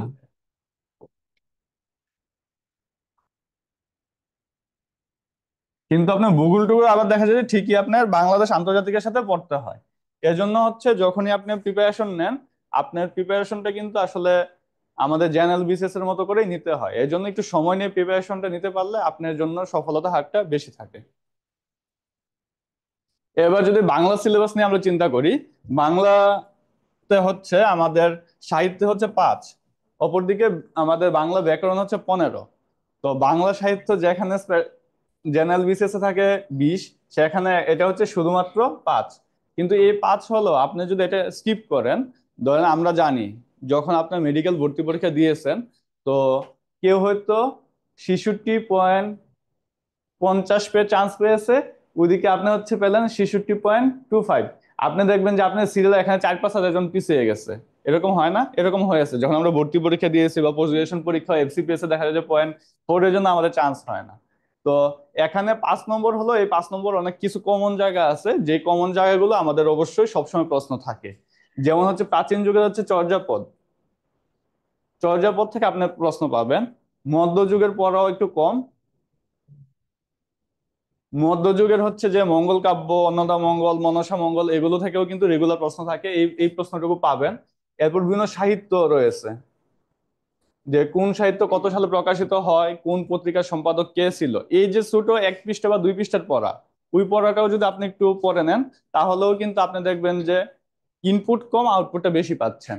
পাশাপাশি যদি আমি লেখকের কথা বলি, এখানে পিএসসি যে 11 জন লেখকের কথা আমরা জানি, 11 জনের মধ্যে যেমন কাজী নজরুল ইসলাম, রবীন্দ্রনাথ ঠাকুর, মাইকেল মধুসূদন দত্ত, বঙ্কিমচন্দ্র, জসিমউদ্দিন, ফজলুল আহমদ, এরকম স্পেসিফিক কয়েকজনের যে উল্লেখযোগ্য সাহিত্যকর্মগুলো যদি আপনি পড়ে ফেলেন এবং এটা নোট করে রাখেন, এটা আপনি উপরে যেই পরীক্ষায় দেন, আপনি নন ক্যাডার পরীক্ষা দেন, স্পেশাল বিসিএস দেন, জেনারেল বিসিএস দেন, আপনার আমরা কি জানি কমন টপিকস এর প্রশ্ন থাকে 50%, আনকমন থাকে 50% সাধারণত আর কি। তো আপনি ওখানে কিন্তু কমনটা পেয়ে যাবেন। পাশাপাশি আপনার হচ্ছে মুক্তিযুদ্ধ ভিত্তিক এবং হচ্ছে ভাষা আন্দোলন ভিত্তিক, মুক্তিযুদ্ধ এবং ভাষা আন্দোলন, আর সর্বশেষ হচ্ছে 24-এর আন্দোলন। এই যে আন্দোলন, এই আন্দোলন ভিত্তিক কিছু সাহিত্য আপনাদের পরীক্ষায় এসে থাকে। অর্থাৎ আপনি যখন সাহিত্যের প্রিপারেশন নিতে যাবেন, অনেক বড় একটা সিলেবাস, কারো যদি সাহিত্য ভালো লাগে উনি প্রিপারেশন নিতে পারেন। তবে স্পেশালের জন্য যদি আপনি প্রিপারেশন নেন, 5 নম্বর বলে কেউ স্কিপ করবেন না। আমি আপনাদের যে 4-5টা টপিকস বললাম, এই 4টা টপিকস 5টা টপিকস থেকে আপনি বিগত 2টা পরীক্ষার প্রশ্নও দেখেন, অথবা অন্যান্য যে চাকরির পরীক্ষাগুলো আছে, এখান থেকে কমপক্ষে 3 বা 4 আপনি কমন পাবেন। তো আপনি যদি 7-8টা টপিকস একটু কষ্ট করে 2-3 দিনে পড়ে ফেলতে পারেন, বা যখন প্রিপারেশন নেন ক্লাসে যা পড়া বা ওইটা একটু ডিটেলস পড়ে রাখতে পারেন, এখান থেকে যে প্রশ্নটা আসুক আপনি কিন্তু সহজে আনসার করতে পারবেন। যেমন আপনি চর্যাপদ থেকে প্রশ্ন পাবেনই, এবং কিন্তু চর্যাপদের পড়া সর্বোচ্চ 2 পৃষ্ঠা, যে বই থেকেই পড়েন। তো এভাবে অন্যান্য সাহিত্যের লেখনীগুলো পড়ে নেবেন। এবার ব্যাকরণে যদি আসি, বাংলা ব্যাকরণে এই যে দেখেন, আমরা ব্যাকরণকে কয়েকটা ভাগে ভাগ করি, সিলেবাসে যাই থাকুক। প্রথম দিকে আমরা কি পড়ি? ধ্বনি, শব্দ, বাক্য, এরপর হচ্ছে অন্যান্য যে মুখস্থের যা, তো আপনার ধ্বনি থেকে যে প্রথমে কোনটা স্বরবর্ণ, কোনটা ব্যঞ্জন বর্ণ, কোনটা এরপর হচ্ছে কোনটা পূর্ণমাত্রা, কোনটা অর্ধমাত্রা, এবং সেখানে আপনি পাবেন নত্যবিধান সত্যবিধান। যেমন নত্যবিধান সত্যবিধান থেকে দেখা যায় একটি প্রশ্ন থাকে, এটা সরাসরি নত্যবিধান সত্যবিধান হিসেবে হোক, অথবা বানানের মধ্যে থাকুক, অথবা প্রয়োগ অপ্রয়োগে থাকুক। তো নত্যবিধান সত্যবিধান যখন পড়তে যান সেখানে দেখবেন যে 5টা বা 6টা নিয়ম থাকে, একটা কবিতা থাকে নত্যবিধানের। আবার সত্যবিধানেরও 4টা বা 5টা নিয়ম আর হচ্ছে একটা কবিতা। তো এখানেও আপনি দেখবেন যে নিয়মগুলো একটু বুঝে নেবেন, কবিতাটা একটু মুখস্থ করে নেবেন, 2 পৃষ্ঠার পড়া আপনি পড়লে আপনি 1 নাম্বার পেয়ে যাবেন। তো এরকম করে যখন শব্দ আপনি পড়তে যান, সেই শব্দের মধ্যে বা আপনি পাবেন, প্রকৃতি প্রত্যয় পাবেন। এটা আমাদের ম্যাক্সিমাম অনেকের কাছেই কঠিন লাগতে পারে। তো যে জিনিসটা আপনার কাছে কঠিন লাগবে ওই টপিকটা হচ্ছে আপনি স্কিপ করবেন। কিভাবে স্কিপ করবেন? অবশ্যই প্রকৃতি প্রত্যয় থেকে আপনার যে বিগত বিসিএস এর প্রশ্ন আছে এটলিস্ট ওইটা মুখস্থ করে ফেলেন, যদি কেউ বুঝতে না চান। আর বুঝে মুখস্থ করতে পারলে তো খুবই ভালো। পাশাপাশি সরকারি যে অন্যান্য চাকরির পরীক্ষাগুলো আছে ওটা মুখস্থ করে নেবেন। এরপর বাকিটুকু আপনি স্কিপ করেন। এরপর এখানে আপনি সমাস পাবেন, এরপর সন্ধি পাবেন। ওই বিষয়গুলো যদি আপনি একটু বিস্তারিত পড়ে নেন তাহলে যে প্রশ্নে আসুক আপনি কিন্তু পারবেন। পাশাপাশি বাক্যের মধ্যে আমাদের থাকে বাক্যের শ্রেণীবিভাগ, বাক্যের রূপান্তর, কোনটা কোন ধরনের বাক্য, কোনটা সরল বাক্য, কোনটা জটিল বাক্য। এরপর আপনার হচ্ছে সরল বাক্যকে জটিল বাক্যে রূপান্তর, এ জাতীয় প্রশ্নগুলো কিন্তু পেয়ে যাবেন। এরপর যেটা বললাম আমি মুখস্থ, এই মুখস্থের মধ্যে আমাদের রয়েছে সমার্থক শব্দ, বিপরীত শব্দ, পরিভাষা, বাক্য, এই জিনিসগুলো। ঠিক আছে? তো সমার্থক শব্দ, বিপরীত শব্দ, এই জিনিসগুলো পড়ার জন্য আমি বলবো যে আমি যদি একটা সাজেশন দিই 1,000 সমার্থক শব্দের, আপনি পড়তে পারেন, বা আমাদের সোহান ভাই যদি দেয় আপনি পড়তে পারেন। তবে যাই হোক আপনি যে কোনো একটা বই ফলো করবেন। আমাদের ডক্টরদের যে সমস্যাটা হয় আমরা যখন পড়তে যাই, যে সাপোজ আপনি MP3 পড়তে বসলেন, 2 পৃষ্ঠা পড়লেন, ভালো লাগতেছে না, রেখে দিলেন। আবার 1 মাস পরে পড়তে বসলেন, জেনেসিসের শীটটা নিয়ে বসলেন, আপনি হচ্ছে 1 পৃষ্ঠা বললেন, রেখে দিলেন। আবার হচ্ছে যখন পরীক্ষার ডেট দেয় তখন একটা বই, আরেকটা বই নিয়ে পড়তে বসলেন, রেখে দিলেন। কিন্তু আপনার প্রিপারেশনটা কি? হেফাজত হচ্ছে। বরং আপনি স্পেসিফিকলি ধরুন আপনি কোচিং এ ভর্তি হয়েছেন, কোচিং এর শীটটা নিয়ে পড়তে বসছেন, আজকে 2 পৃষ্ঠা পড়লেন, রেখে দিলেন, পরে যখন পড়তে বসেন আগের 2 পৃষ্ঠাটা আপনি রিভিশন দেন, দিয়ে পরবর্তীতে আরেক পৃষ্ঠাটা পড়েন। এরপর আবার যখন আরেকবার যখন পরীক্ষা আগে পড়তে বসেন, ও আগের 3 পৃষ্ঠা রিভিশন দেন, দিয়ে চতুর্থ পৃষ্ঠাটা আপনি মুখস্থ করেন। তাহলে কিন্তু আপনার একটা স্পেসিফিক ওয়েতে আপনার সিলেবাসটা শেষ হয়। কারণ আমি যদি 1,000 প্রশ্নের সিলেবাস দেই, ভাই যদি 1,000 প্রশ্নের সাজেশন দেয়, বা আসিফ ভাইও যদি 1,000 প্রশ্নের সাজেশন দেয়, দেখবেন যে ঘুরে ফিরে 600 থেকে 700টা কিন্তু সবারই কমন। তা আপনি যখন হেফাজতলি প্রিপারেশন নেবেন তখন দেখবেন যে আপনার প্রিপারেশনটা যে কমন বিষয়গুলো বাদ পড়ে যাওয়ার চান্সটা বেশি থাকে। আর একটা স্পেসিফিক ওয়েতে যদি আপনি প্রিপারেশন নেন, কমন জিনিসগুলো কিন্তু আপনার বাদ পাওয়ার চান্স কম থাকে। আর কমন জিনিস আপনি যদি ভুল করেন, আপনি দেখবেন যে আপনার সাথে পরীক্ষার্থী যদি হয় সাপোজ 50,000, আপনি একটা প্রশ্নের জন্য পিছে ওই প্রশ্ন আপনি পারলেন না, কিন্তু ওইটা হচ্ছে 10 থেকে 15,000 মানুষজন পেরে যাবে। আর আনকমন প্রশ্ন যেটা আপনিও পারবেন না, ওইটা বড় 2,000 বা 3,000 জন মানুষ পারবে। এই জন্য আমরা বলি কমন প্রশ্ন যেন আপনাদের কখনো ভুল না হয়, বা যত মিনিমাম ভুল করা যায়। ভুল আপনার হবেই, কারণ আপনিও মানুষ, আমিও মানুষ। এবং পরীক্ষায় কখনো 200তে আপনার 200 পাওয়া লাগে না, 150 পাওয়া লাগে না। আপনি মোটামুটি 120 বা 100 পেলেই কিন্তু চান্স হয়ে যাবে।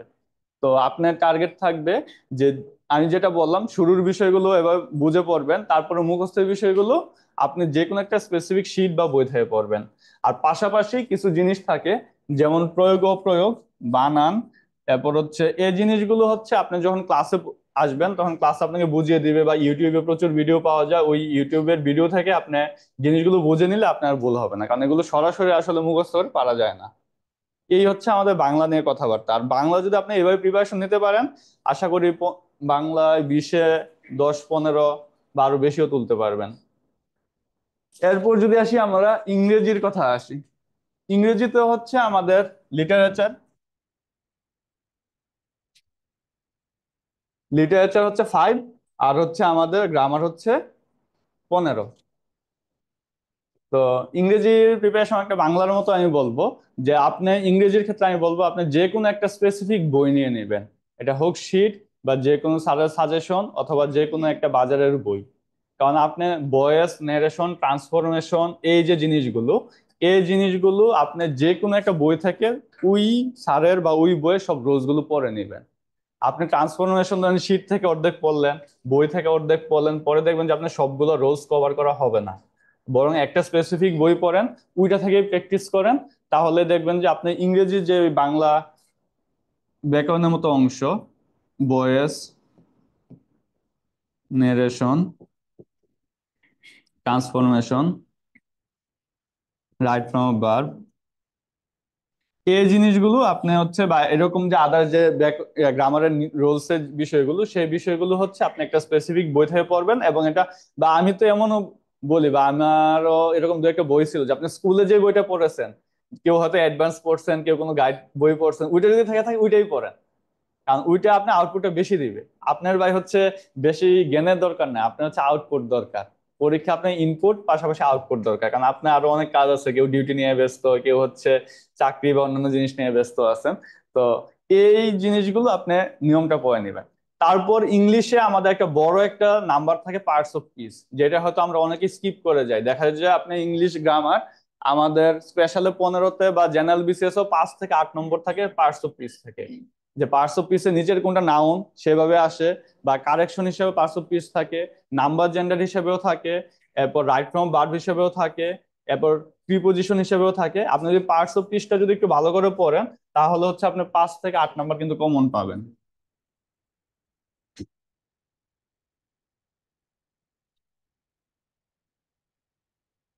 তো এটা পড়ার ক্ষেত্রে আমি বলবো যে ক্লাসে তো অবশ্যই আপনাদের স্পেসিফিকলি পড়াবে, এছাড়া কেউ যদি নিজে নিজে প্রিপারেশন নেন, আপনি একদিন নাউন নিয়ে একটা আধা ঘন্টা বা 15 মিনিটের ইউটিউব থেকে একটা ক্লাস করে নিলেন, প্রনাউন নিয়ে একটা আধা ঘন্টা বা 15 মিনিটের ক্লাস করে নিলেন। এরকম যে আমাদের 8টা পার্টস অফ পিস আছে, প্রতিটা পড়ে যাবেন, কারণ পার্টস অফ পিস থেকে আমাদের ভালো একটা নম্বরের প্রশ্ন থাকে, যেটা হয়তো আমরা অনেকে খেয়াল করি না বলে অনেকের প্রিপারেশনে গ্যাপ পড়ে যায়। আর এই জিনিসগুলো বললাম। আর পাশাপাশি কিছু জিনিস যেটা ইংলিশ লিটারেচারও সিনোনিম অ্যান্টোনিমস বা অন্যান্য জিনিসগুলো আছে, ওটাও বাংলা ব্যাকরণের মতো সেম নিয়ম। আপনি হচ্ছে এটলিস্ট বিগত প্রশ্নগুলো হলেও মুখস্থ করবেন। আর আপনি যদি সুযোগ থাকে বাকি যে যে কোনো একটা বই থেকে পড়ে নেবেন, তাহলে আপনার প্রিপারেশনটা সম্পূর্ণ হয়ে যাবে। আর ইংলিশ লিটারেচারের কথা যদি বলি, বাংলা সাহিত্য আমি যত সহজে বলতে পারলাম, ইংলিশ লিটারেচারের ব্যাপারে আসলে এত এভাবে বলতে পারবো না। তবে ইংলিশ লিটারেচারের মধ্যে আপনার কমন বিগত প্রশ্নগুলো একটু দেখে যান, কিছু সাহিত্য বা উক্তিগুলো পড়ে যাবেন, কারণ 5 নম্বরের জন্য আসলে ওই বেশি একটা আপনি ইফোর্ট দিতে পারবেন না। উইলিয়াম শেক্সপিয়ার, এরপর হচ্ছে উইলিয়াম ওয়ার্ডসওয়ার্থ, এরপর পিবি শেলি, এরকম স্পেস আমাদের যে কমন 8-10 জন আছে, এই 8-10 জন লেখকের লেখনীগুলো একটু দেখে যাবেন।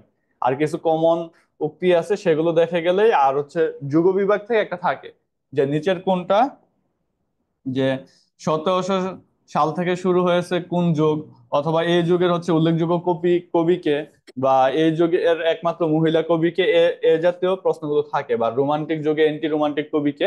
এরকম কিছু প্রশ্ন আপনি যদি একটু দেখে নেন, তাহলে ইংলিশ লিটারেচার প্রিপারেশনটাও কিন্তু আপনার ফুলফিল হয়ে যায়। তো এই হচ্ছে বাংলা এবং ইংরেজি। বাংলা এবং ইংরেজি প্রিপারেশন নিয়ে কারোর কোনো জানা আছে?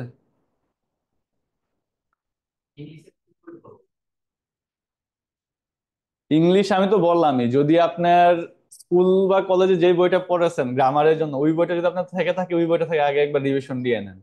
আর আপনার পরীক্ষার জন্য অবশ্যই পরীক্ষার কেন্দ্রিক পড়াশোনা করতে হবে, সেটার জন্য আপনি আমাদের শীট পড়েন, অথবা বাজারে কোনো একটা বই পড়েন। হবে কথা হচ্ছে আপনি যেটা পড়েন আগে স্পেসিফিক একটা বই শেষ করেন, তারপর হচ্ছে আপনি অন্যান্য বই থেকে ইনফরমেশন পাবেন, ওটা হচ্ছে জোড়াতালে দিবেন। যেমন ধরেন আমরা যখন অ্যানাটমি পড়তাম, বিডি 84 আমাদের সময় ছিল, এখন যায় না, বিডি 84 বইটা পড়তাম। কেউ হচ্ছে পাশাপাশি অ্যাবডোমেনের জন্য দত্ত পড়তো, কেউ নিউরো অ্যানাটমির জন্য স্নেল পড়তো, ওইটা হচ্ছে বোনাস। আপনি যে বইটাই পড়েন একটা স্পেসিফিক বই পড়েন, তারপর হচ্ছে আপনি ইয়া ওই অন্যান্য থেকে ইনফরমেশন গুলো এসে এক জায়গায় কালেক্ট করবেন। অবশ্যই 2-3টা বই একসাথে পড়বেন না, একটা জায়গায় কালেক্ট করে পড়বেন। তারপর বাংলাদেশে যদি আসি, বাংলাদেশের সিলেবাসটা আমি আগে দেখাই। আপনি দেখেন বাংলাদেশের জাতীয় বিষয় বলি, এখানে হয়তো হচ্ছে আমাদের 4 নাম্বার, এরপর হচ্ছে বাংলাদেশের জাতীয় বিষয় বলি, এরপর হচ্ছে বাংলাদেশের ইতিহাস, এখান থেকে হচ্ছে আমাদের 4। কৃষির সম্পদ এখানে 4, কৃষি জনসংখ্যা আদমশুমারি উপজাতি এগুলো হচ্ছে 4। এরপর হচ্ছে অর্থনীতি শিল্প বাণিজ্য এগুলো হচ্ছে 4। তারপর হচ্ছে আপনি যান, দেখেন রাজনৈতিক ব্যবস্থা 4, সংবিধান 4, আর হচ্ছে জাতীয় অর্জন বা সরকার ব্যবস্থা এগুলো 4। এই সিলেবাসটা যদি যান, আপনি দেখবেন যে বাংলাদেশ পড়া শুরু করলে, আজকে পড়া শুরু করবেন কিন্তু হচ্ছে আপনার পড়া শেষ হবে না। তো যখনই আপনি পড়েন, আপনি আগে দেখবেন যে কোনটার আউটপুটটা আপনার বেশি আসবে। যেমন বাংলাদেশের ইতিহাস থেকে যদি বলি, আপনি সেই প্রাগৈতিহাসিক কাল থেকে শুরু করে আপনি হচ্ছে 52 ভাষা আন্দোলন পর্যন্ত পড়েন, অনেক পড়া পড়তে পারবেন, হয়তো আপনি একটা বইও লিখে ফেলতে পারবেন, কিন্তু ওখান থেকে হয়তো আসবে 1 বা 2 নম্বর। আর ওদিকে আপনি 52 থেকে 71 পর্যন্ত পড়েন, এখানে আপনার ভাষা আন্দোলন আছে, 6 দফা আছে, এই জায়গা থেকে আপনি দেখবেন যে পড়া কম কিন্তু নম্বর বেশি। এবং এটার প্রিপারেশন আপনি যে 1 সপ্তাহ বা 2 সপ্তাহ নিতে পারবেন, কিন্তু ওই যে আগের যুগের ওইটা হচ্ছে আপনি 1 মাস ব্যাপী প্রিপারেশন নিলেও তার অর্ধেক আউটপুট দিতে পারবেন না। তো আপনি যখন ইতিহাসটা পড়তে যাবেন, আগে 52 থেকে 71, বিশেষ করে এর মধ্যে স্পেসিফিক যেগুলো 52, 69, এরপর হচ্ছে 66, 71, এই সালগুলো 24, এগুলো পড়বেন, তারপর হচ্ছে আপনি আগের যুগগুলো পড়বেন। এই হচ্ছে ইতিহাস। এরপর বাংলাদেশ এবং আন্তর্জাতিক পড়ার ক্ষেত্রে আমি যেটা বলি, আপনার যখন প্রিপারেশনটা শুরু করেন, আগে যেটা ছোট টপিকস, যেমন আপনি যদি বাংলাদেশের কৃষি সম্পদে যান, আপনি দেখবেন যে বই এটা 5-6 পৃষ্ঠা, এর বেশি হবে না, কিন্তু এটার নম্বরও কিন্তু 4, হয়তো এটা থেকে 4-এ 4 আসে না, 4-এ 3 আসে, বা 2 আসে, বা 4-এ 4ও আসে। উপজাতি 1 পৃষ্ঠা পড়া, আদমশুমারি অল্প পড়া, জনসংখ্যা অল্প পড়া, অর্থনীতি শুধু কয়েকটা আমাদের সূচক, যেটা একটা হচ্ছে অর্থনৈতিক সমীক্ষা মুখস্থ করতে হবে, ওইটা হিসাব ভিন্ন। অর্থনীতির মূল পড়াও কিন্তু আপনার 2-3 পৃষ্ঠা। এরপরে হচ্ছে আপনার রাজনৈতিক ব্যবস্থা, এটাও কিন্তু পড়া অল্প। আপনি যখন প্রিপারেশন শুরু করেন, ক্লাসে তো পড়বেনই, নিজে যখন পড়েন এই টপিকস গুলো আগে শেষ করবেন, যে কৃষি, জনসংখ্যা, উপজাতি, অর্থনীতি, শিল্প বাণিজ্য, এবং হচ্ছে সরকার ব্যবস্থা, এগুলো হচ্ছে আপনার পড়া অল্প, কিন্তু পরীক্ষায় প্রশ্ন থাকবে, এবং হচ্ছে আপনার আউটপুটটাও বেশি আসবে। এটা পড়ার পর এরপর আপনি তখন পড়তে যাবেন যে সংবিধান, এরপর হচ্ছে আপনি পড়তে যাবেন যে ইতিহাস, এরপর পড়তে যাবেন হচ্ছে অর্থনীতির বিস্তারিত বিষয়গুলো। এরপর কিছু আমাদের টপিকস আছে, যেমন জাতীয় অর্জন, বিশিষ্ট ব্যক্তিত্ব, প্রতিষ্ঠান, পুরস্কার, এই জিনিসগুলো আসলে প্রশ্ন খুব কমই আসে, ওইগুলো পরে পড়বেন। ইন জেনারেল আমরা পত্রিকার সাধারণ জ্ঞান বলতে যেগুলো বুঝি, এগুলো কিন্তু আমাদের পরীক্ষায় খুব কম আসে। যে ক্রিকেট থেকে বড় জোর বা সব ধরনের খেলা থেকে একটা প্রশ্ন থাকতে পারে অথবা থাকে না, ঠিক না? আপনি সারাদিন খেলার পেজ পড়লেন তাহলে কিন্তু হবে না, বিনোদন আপনি সব পড়েন, হয়তো একটা পাবেন বা পাবেনই না। তো এই এই জিনিসগুলো আপনার খুব বেশি পড়া, আপনার আউটপুট বেশি আসবে না। তো আপনি দেখবেন কোন অংশটা পড়লে আপনার আউটপুটটা বেশি আসবে, এটা জেনারেল বিসিএস হোক আর স্পেশাল বিসিএস হোক, জিনিস কিন্তু একই। এরপর যখন সংবিধান পড়তে যান, সংবিধানও কিন্তু অনেক বিশাল পড়া, কিন্তু সংবিধানের জাস্ট প্রথম 3টা ভাগ আপনি যদি পড়ে নেন, রাষ্ট্র পরিচালনার মূলনীতি প্রথম ভাগ, এরপর মৌলিক অধিকার, এই জিনিস অংশটুকু যদি আপনি পড়ে নেন, প্রথম 3টা ভাগ, তাহলে কিন্তু আপনার বেশি কিছু পড়া লাগবে না। প্রথম 3টা ভাগেই হচ্ছে আপনার 4 ভাগে 3 ভাগ পড়া, বাকি অংশটা থেকে 4 ভাগে 1 ভাগ পড়া পড়লেই হবে। পিছনের মধ্যে হচ্ছে নির্বাচন কমিশন, এরপর পিএসসি, এরপর হচ্ছে অ্যাটর্নি জেনারেল, ওই কয়েকটা স্পেসিফিক টপিকস পড়লেই হয়। তো আপনি ইন জেনারেল যখন পড়তে যাবেন, আপনি কিন্তু দেখবেন যে পড়বেন কিন্তু আউটপুটটা আসবে না। তো হচ্ছে আপনি সিলেবাসটা দেখে কোন অংশ থেকে পরীক্ষা আসে, কোনটা পরীক্ষায় হচ্ছে পড়া কম কিন্তু নাম্বার বেশি পাবেন, এবং কোনটা আপনি মনে রাখতে পারবেন, ওইগুলো দেখে দেখে এরপর হচ্ছে আপনি প্রিপারেশন নেবেন। তারপর আন্তর্জাতিক, বাংলাদেশ এবং আন্তর্জাতিক, আপনি কিন্তু 20 এবং 30, এখানে হচ্ছে টপিক সেম, নাম্বার শুধু 1 করে বেশি। General BCS, special BCS number শুধু 1 কম, আর বাকি সিলেবাস কিন্তু এক। আপনি যখন আন্তর্জাতিক পড়তে যান, আমি বলি অবশ্যই আপনাকে পরিবেশটা পড়বেন, কারণ পরিবেশের পর অল্প কিছু পরিবেশ নিয়ে কিছু সম্মেলন হয়, কিছু সংগঠন আছে, এই কয়েকটা জিনিস পড়লে আপনি কিন্তু নাম্বার পেয়ে যাবেন। এবং পরিবেশ থেকে সবসময় প্রশ্ন থাকে, এবং এটা আমাদের সবসময় একটা বৈশ্বিক কনসার্ন। তো পরিবেশটা পড়ার পর তারপর হচ্ছে সংগঠন পড়তে যাবেন। সংগঠনের মধ্যে আপনি জাতিসংঘ, জাতিপুঞ্জ, ইউরোপীয় ইউনিয়ন, ওয়ার্ল্ড ব্যাংক, বা অন্যান্য যে অর্থনৈতিক সংগঠনগুলো আছে, প্রতিষ্ঠানগুলো আছে, এই জিনিস, এবং হচ্ছে আঞ্চলিক যে সংগঠন, এখানে 3 ধরনের সংগঠন আছে: জাতিসংঘ বা এবং অন্যান্য আন্তর্জাতিক সংগঠন, কিছু আঞ্চলিক সংগঠন, আর কিছু অর্থনৈতিক প্রতিষ্ঠান।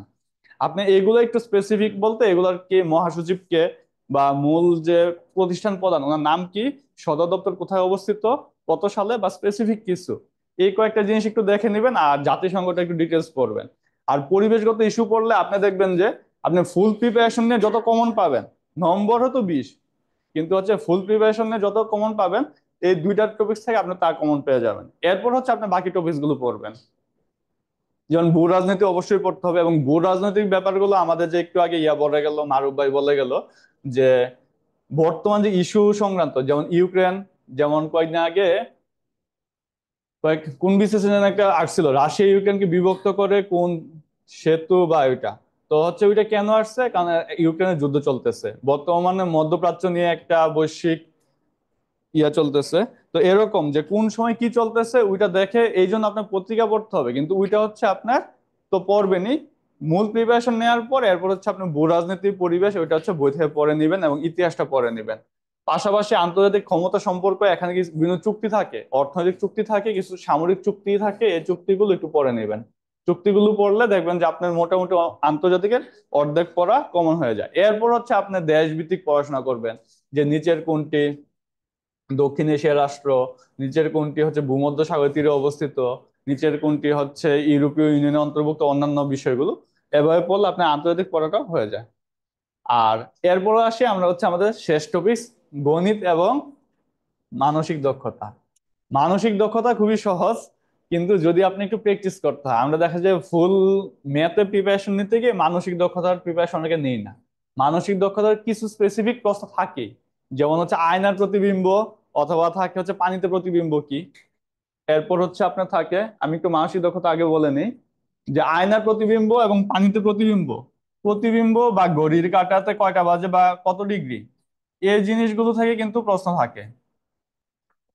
এরপর হচ্ছে এখানে শতকরার কিছু অঙ্ক থাকে, যে 1 টাকায় যদি 5টা আম পাওয়া যায় তাহলে হচ্ছে 5 টাকায় কয়টা আম পাওয়া যাবে, এই টাইপের প্রশ্ন থাকে। যেমন 42-এ একটা প্রশ্ন এসেছিল যে বাংলাদেশের যে 6টি ঋতু আছে, 6টি ঋতুর হচ্ছে ধারাবাহিকতা কোনটি। সে ধারাবাহিকতা কি, কেউ বলে গ্রীষ্ম আগে, কেউ বলে হচ্ছে বসন্ত আগে, এ ধরনের। আবার এমনও প্রশ্ন এসেছিল বিসিএস এ যে বাংলাদেশের রাজধানী কোনটি। তো কিছু প্রশ্ন এরকম থাকে যে হয়তো আপনাকে টুইস্ট করার জন্য, যে ওখানে অপশন ছিল ঢাকা উত্তর, ঢাকা দক্ষিণ। তো আপনি যখন প্রিপারেশন নেবেন, আপনি মানসিক দক্ষতার জিনিসগুলো একটু দেখে নেবেন। মানসিক দক্ষতা কিছু বিষয় হয়তো আপনার কাছে কঠিন লাগতে পারে, কিছু জটিল ম্যাথ বা দশমিকের অঙ্কগুলো কঠিন লাগতে পারে, কিন্তু যেটা হচ্ছে দূরত্ব, যেমন রেল লাইন কতটুকু অতিক্রম করবে, এরপর হচ্ছে চিত্রগত কিছু সমস্যা থাকে, যে এই চিত্রের কোন হুইলের গতি বেশি, কোন চাকার গতি কম, এই জাতীয় জিনিসগুলো, ওইটা কিন্তু আপনি যদি একটু দেখে নেন তাহলে কিন্তু আপনি মানসিক দক্ষতা ভালো একটা নাম্বার পেতে পারেন। 10-এ মোটামুটি 7-8 পেয়ে যাবেন। মানসিক দক্ষতাটা দেখে নেবেন। আর গণিতের কথা যদি বলি, গণিত দুই ধরনের। এক ধরনের হচ্ছে যারা গণিতে দুর্বল, আরেক ধরনের হচ্ছে যারা গণিতে সবল। তো যারা গণিতে সবল, অবশ্যই আপনার টার্গেট থাকবে ম্যাথের জন্য 20-এ 20 পান। কারণ এখানে অল্প পরিশ্রমে যে 20-এ 20 পাবেন, বড় জোর 1 বা 2 ছুটবে, আপনি কিন্তু অন্যান্য বিষয়ে তার কয়েক গুণ এফোর্ট দিলেও পাবেন না। তো এবং এটা কিন্তু, এবং গণিতে একটা সুবিধা হচ্ছে, আপনি ম্যাথটা করলেন, অপশন মিলে গেছে, তার মানে হচ্ছে আপনার অঙ্কটা ঠিক আছে। আপনি যদি ভুল নিয়মে অঙ্ক করেন তাহলে কিন্তু অপশন মিলবে না, দেখবেন অপশনে ওইটা নাই। তো গণিতটা একটু ভালো করে জোর দেন, এবং গণিতের ডিটেলস যা আছে, পাটিগণিত, বীজগণিত, জ্যামিতি, পরিমিতি সবগুলো, এবং ত্রিকোণমিতি সবগুলো সেক্টরে একটু দেখে যান, যে বিভিন্ন উপপাদ্যের সূত্রগুলো আছে, সেই সূত্রগুলো, ত্রিকোণমিতির যে নিয়মগুলো আছে সেগুলো একটু দেখবেন। আর যারা দুর্বল, এবার আসি তাদের জন্য। আপনি দেখবেন যে প্রশ্নে পাটিগণিত হয়তো আমরা একটু স্কিপ করে যাই, বীজগণিতটা বেশি পড়ি। তো এখানে আপনি যখন পরীক্ষা দিবেন, দেখবেন যে আপনার শতকরা এবং লসাগু গসাগু এখান থেকে প্রতিবার একটা প্রশ্ন থাকে, ম্যাক্সিমাম সময় প্রশ্ন পাবেন যে এই জাতীয় প্রশ্নগুলো। এরপর হচ্ছে মুনাফা, মুনাফা থেকে প্রতিবার প্রশ্ন পাবেন, মুনাফাটা অবশ্যই দেখে যাবেন। এরপর হচ্ছে দ্বারা, যে দ্বারা, দ্বারা থেকেও প্রশ্ন সাধারণত খুব কমই মিস যায়। সুতরাং আপনি যদি নাও পারেন, দরকার হলে একজন স্যারের কাছে পড়েন, একজন স্যারের কাছে না হলে আরেকজনের কাছে বুঝেন, আরেকজন না হলে একজন ফ্রেন্ডের কাছে বুঝেন, না হলে ইউটিউবে 30-40 জন স্যারের ভিডিও পাবেন, দ্বারার অঙ্কগুলো শিখে নিবেন বা মুনাফার অঙ্কগুলো শিখে নিবেন। সূচক লগারিদম, এখান থেকেও কোনো প্রশ্ন মিস যায় না। তো যে যে টপিকস গুলো প্রতিবার আসে, আপনি হয়তো বীজগণিতিক সূত্র বলে অনেক সূত্র আছে, অনেক সূত্রের মান আপনি বের করতে কঠিন বা আপনার প্র্যাকটিস করতে সময় লাগবে, ওইগুলা বাদ দেন। অসমতা, এগুলা থেকে প্রতিবার প্রশ্ন থাকে। এবং হচ্ছে আরেকটা হচ্ছে পরিমিতি, যেটা হচ্ছে আমাদের সমকোণ ভিত্তিক, অর্থাৎ সমকোণী ত্রিভুজ ভিত্তিক যে প্রশ্নগুলো, যে একটা গাছ আছে, গাছ ভেঙে গেল, অথবা আছে যে একটা ঘর তৈরি করা হলো, অথবা একটা ডিলস হলো, যে বা সরাসরি অ্যাঙ্গেল দিয়েও কিন্তু প্রশ্ন আসে। তো হচ্ছে সমকোণ ভিত্তিক যে পরিমিতিগুলো বা ত্রিভুজ সংক্রান্ত যে আপনার অঙ্কগুলো আছে, সেগুলো অবশ্যই আপনি পড়ে যাবেন। সেই প্রশ্নগুলো যদি আপনি পড়ে যান, তাহলে আপনি দেখবেন যে অঙ্ক, দেখবেন যে অনেক অনেক ভালো পারে। সে হয়তো 10-এ সে 8 বা 9 কমন পড়বে, আপনি স্পেসিফিক এই কয়েকটা জিনিস যদি একটু ডিটেলস পড়ে যান, তাহলে আপনিও দেখবেন যে মোটামুটি 5 বা 6 আপনি কিন্তু পেয়ে যাবেন। এরপর তো অন্যান্য প্রশ্ন অনুশীলন করবেনই। এই হচ্ছে সিলেবাস নিয়ে কথা। তো তো সিলেবাস নিয়ে কথার পাশাপাশি এরপর তো বাকি বিষয়গুলো হচ্ছে আমাদের জেনারেল বিসিএস এ আছেই।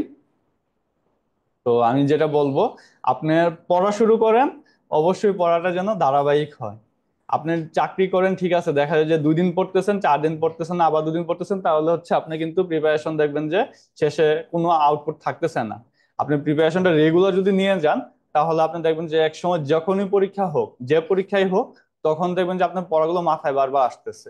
আর অনুশীলনের বিকল্প নাই, কারণ নেগেটিভ মার্কিং, আপনারা এটা সম্পর্কে সবাই ভালো আইডিয়া আছে যে নেগেটিভ মার্কিং খুবই খারাপ একটা জিনিস।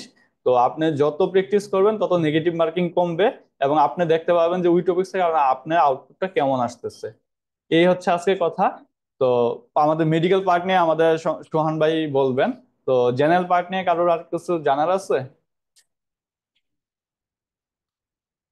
আচ্ছা, কারো যদি জানা না থাকে তাহলে আজকে এ পর্যন্তই। সকলে ভালো থাকবেন।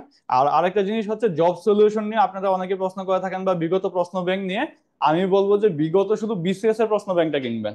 যে বাজারে অনেক মোটা মোটা প্রশ্ন ব্যাংক পাওয়া যায়, মোটা মোটা প্রশ্ন ব্যাংক পাওয়া দরকার নাই। এক, দ্বিতীয় হচ্ছে ষান্মাসিক একটা প্রশ্ন ব্যাংক পাওয়া যায়। ষান্মাসিক প্রশ্ন ব্যাংক বলতে আমাদের জুলাইয়ের পর থেকে এখন পরীক্ষকরাও কিন্তু চেঞ্জ হয়েছে। বাজারে আপনি নীলক্ষেতে গেলে দেখবেন 6 মাসে একটা প্রশ্ন ব্যাংক পাওয়া যায়, যে জুলাই থেকে ডিসেম্বর, জানুয়ারি থেকে জুন, এরকম 6 মাস পর পর একটা প্রশ্ন ব্যাংক বের হয়, এটা যে পরীক্ষারই হোক। তো ওই জব সলিউশনটা কিনবেন 6 মাসে, ওটা প্র্যাকটিস করবেন, আর প্রতি মাসে একটু কারেন্ট অ্যাফেয়ার্সটা পড়বেন। আসলে ডাইজেস্ট ভিত্তিক প্রিপারেশনটা একটু কঠিন হয়ে যায়। ডাইজেস্টে হচ্ছে সব শর্ট শর্ট থাকে, তো আপনি তো নতুন পড়তেছেন, আপনাকে এখন মেডিকেল পার্টে একটা ডাইজেস্ট দিলে আপনার কাছে যতটা ইজি মনে হবে, জেনারেল পার্টের ডাইজেস্ট কিন্তু আপনার জন্য আউটপুট তেমন আসবে না। আর এখনের যুগে প্রিপারেশন কিন্তু খুবই কঠিন হয়ে যাচ্ছে, সবাই প্রিপারেশন নিচ্ছে। আপনারা হয়তো এখানে কয়েকজন আছেন, দেখবেন যে হয়তো একজন রাঙ্গামাটি থেকে প্রিপারেশন নিচ্ছে, একজন পঞ্চগড় থেকে নিচ্ছে।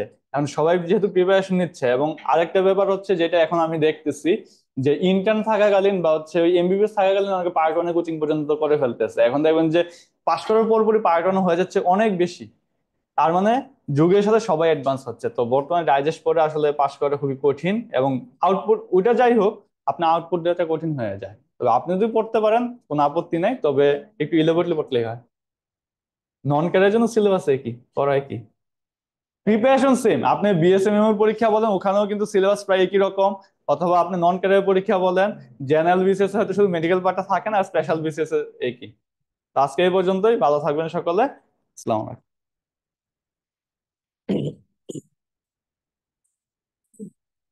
ধন্যবাদ আমাদের প্রিয় ডাক্তার শাহাদাত ভাইকে সময় নিয়ে আমাদের প্রত্যেকটা টপিকস ধরে ধরে বুঝিয়ে দেওয়ার জন্য। তবে আমি আশা করব আমাদের যে সামনের দিনে যে ক্লাসগুলোতে আমাদের প্রত্যেকটা বিষয়ে যে স্যারেরা আছেন, স্যারেরা এই বিষয়গুলো আরো ডিটেলস আলোচনা করবে, তারা বুঝিয়ে দিবে কতটুকু পড়তে হবে কতটুকু পড়তে হবে না। আমরা আমাদের প্রোগ্রামের প্রায় শেষের দিকে চলে এসেছি। আমাদের এখন সিলেবাস ডিসকাশন, মেডিকেল পার্টে সিলেবাসটুকু ডিসকাশন করবে আমাদের প্রিয় ভাই ডাক্তার আব্দুল্লাহ আল আমিন সোহান ভাই। ফেসবি রেসিডেন্ট হিসেবে আছেন ঢাকা মেডিকেল কলেজে ইউরোলজি বিভাগে।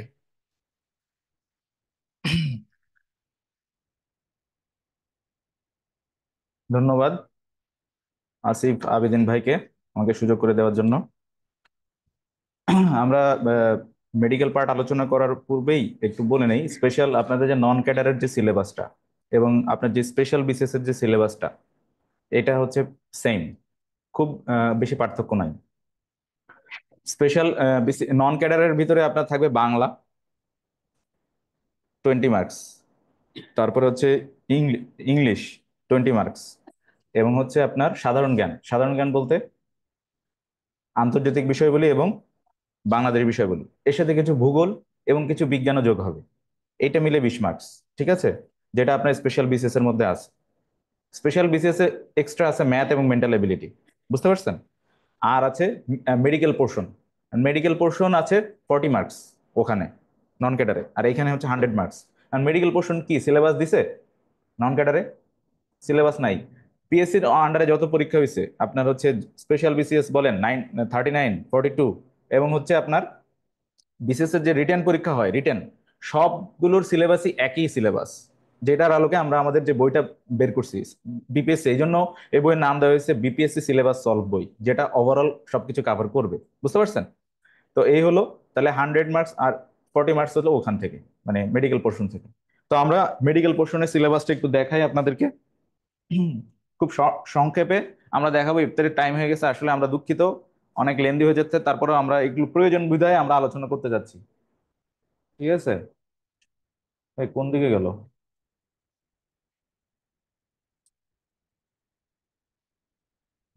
অন্য স্লাইড নাকি? ও, অন্য স্লাইড দিছিলা? না,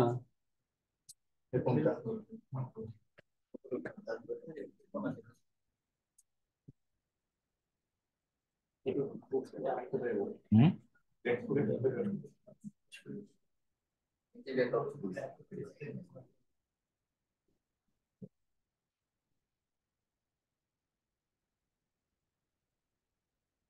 চেঞ্জ করলো কেন? আমি তো একটাই দিছিলাম। হুম,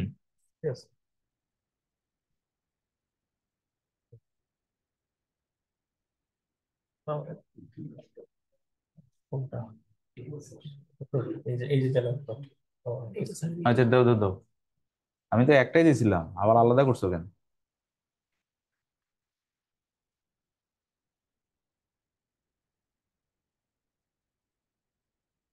নিচে আসো, নিচে আসো, একবারে নিচে।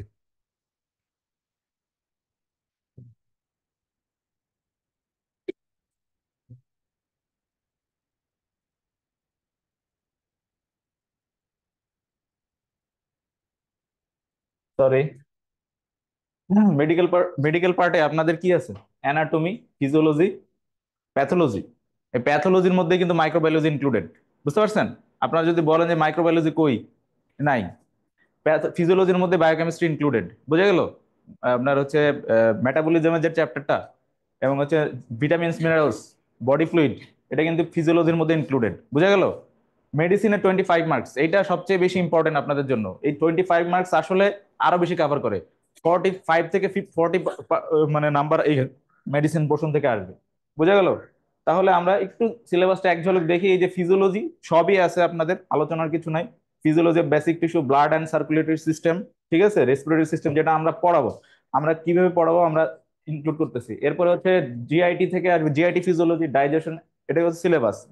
Digestion, metabolism and nutrition, body fluid, kidney, renal physiology and body fluid, reproductive system, তারপরে হচ্ছে আপনার endocrine system, nervous system, special sense, physiology, মানে পুরোটাই আছে, কিছু বাদ আছে, উল্টা কিছু অ্যাড হয়েছে।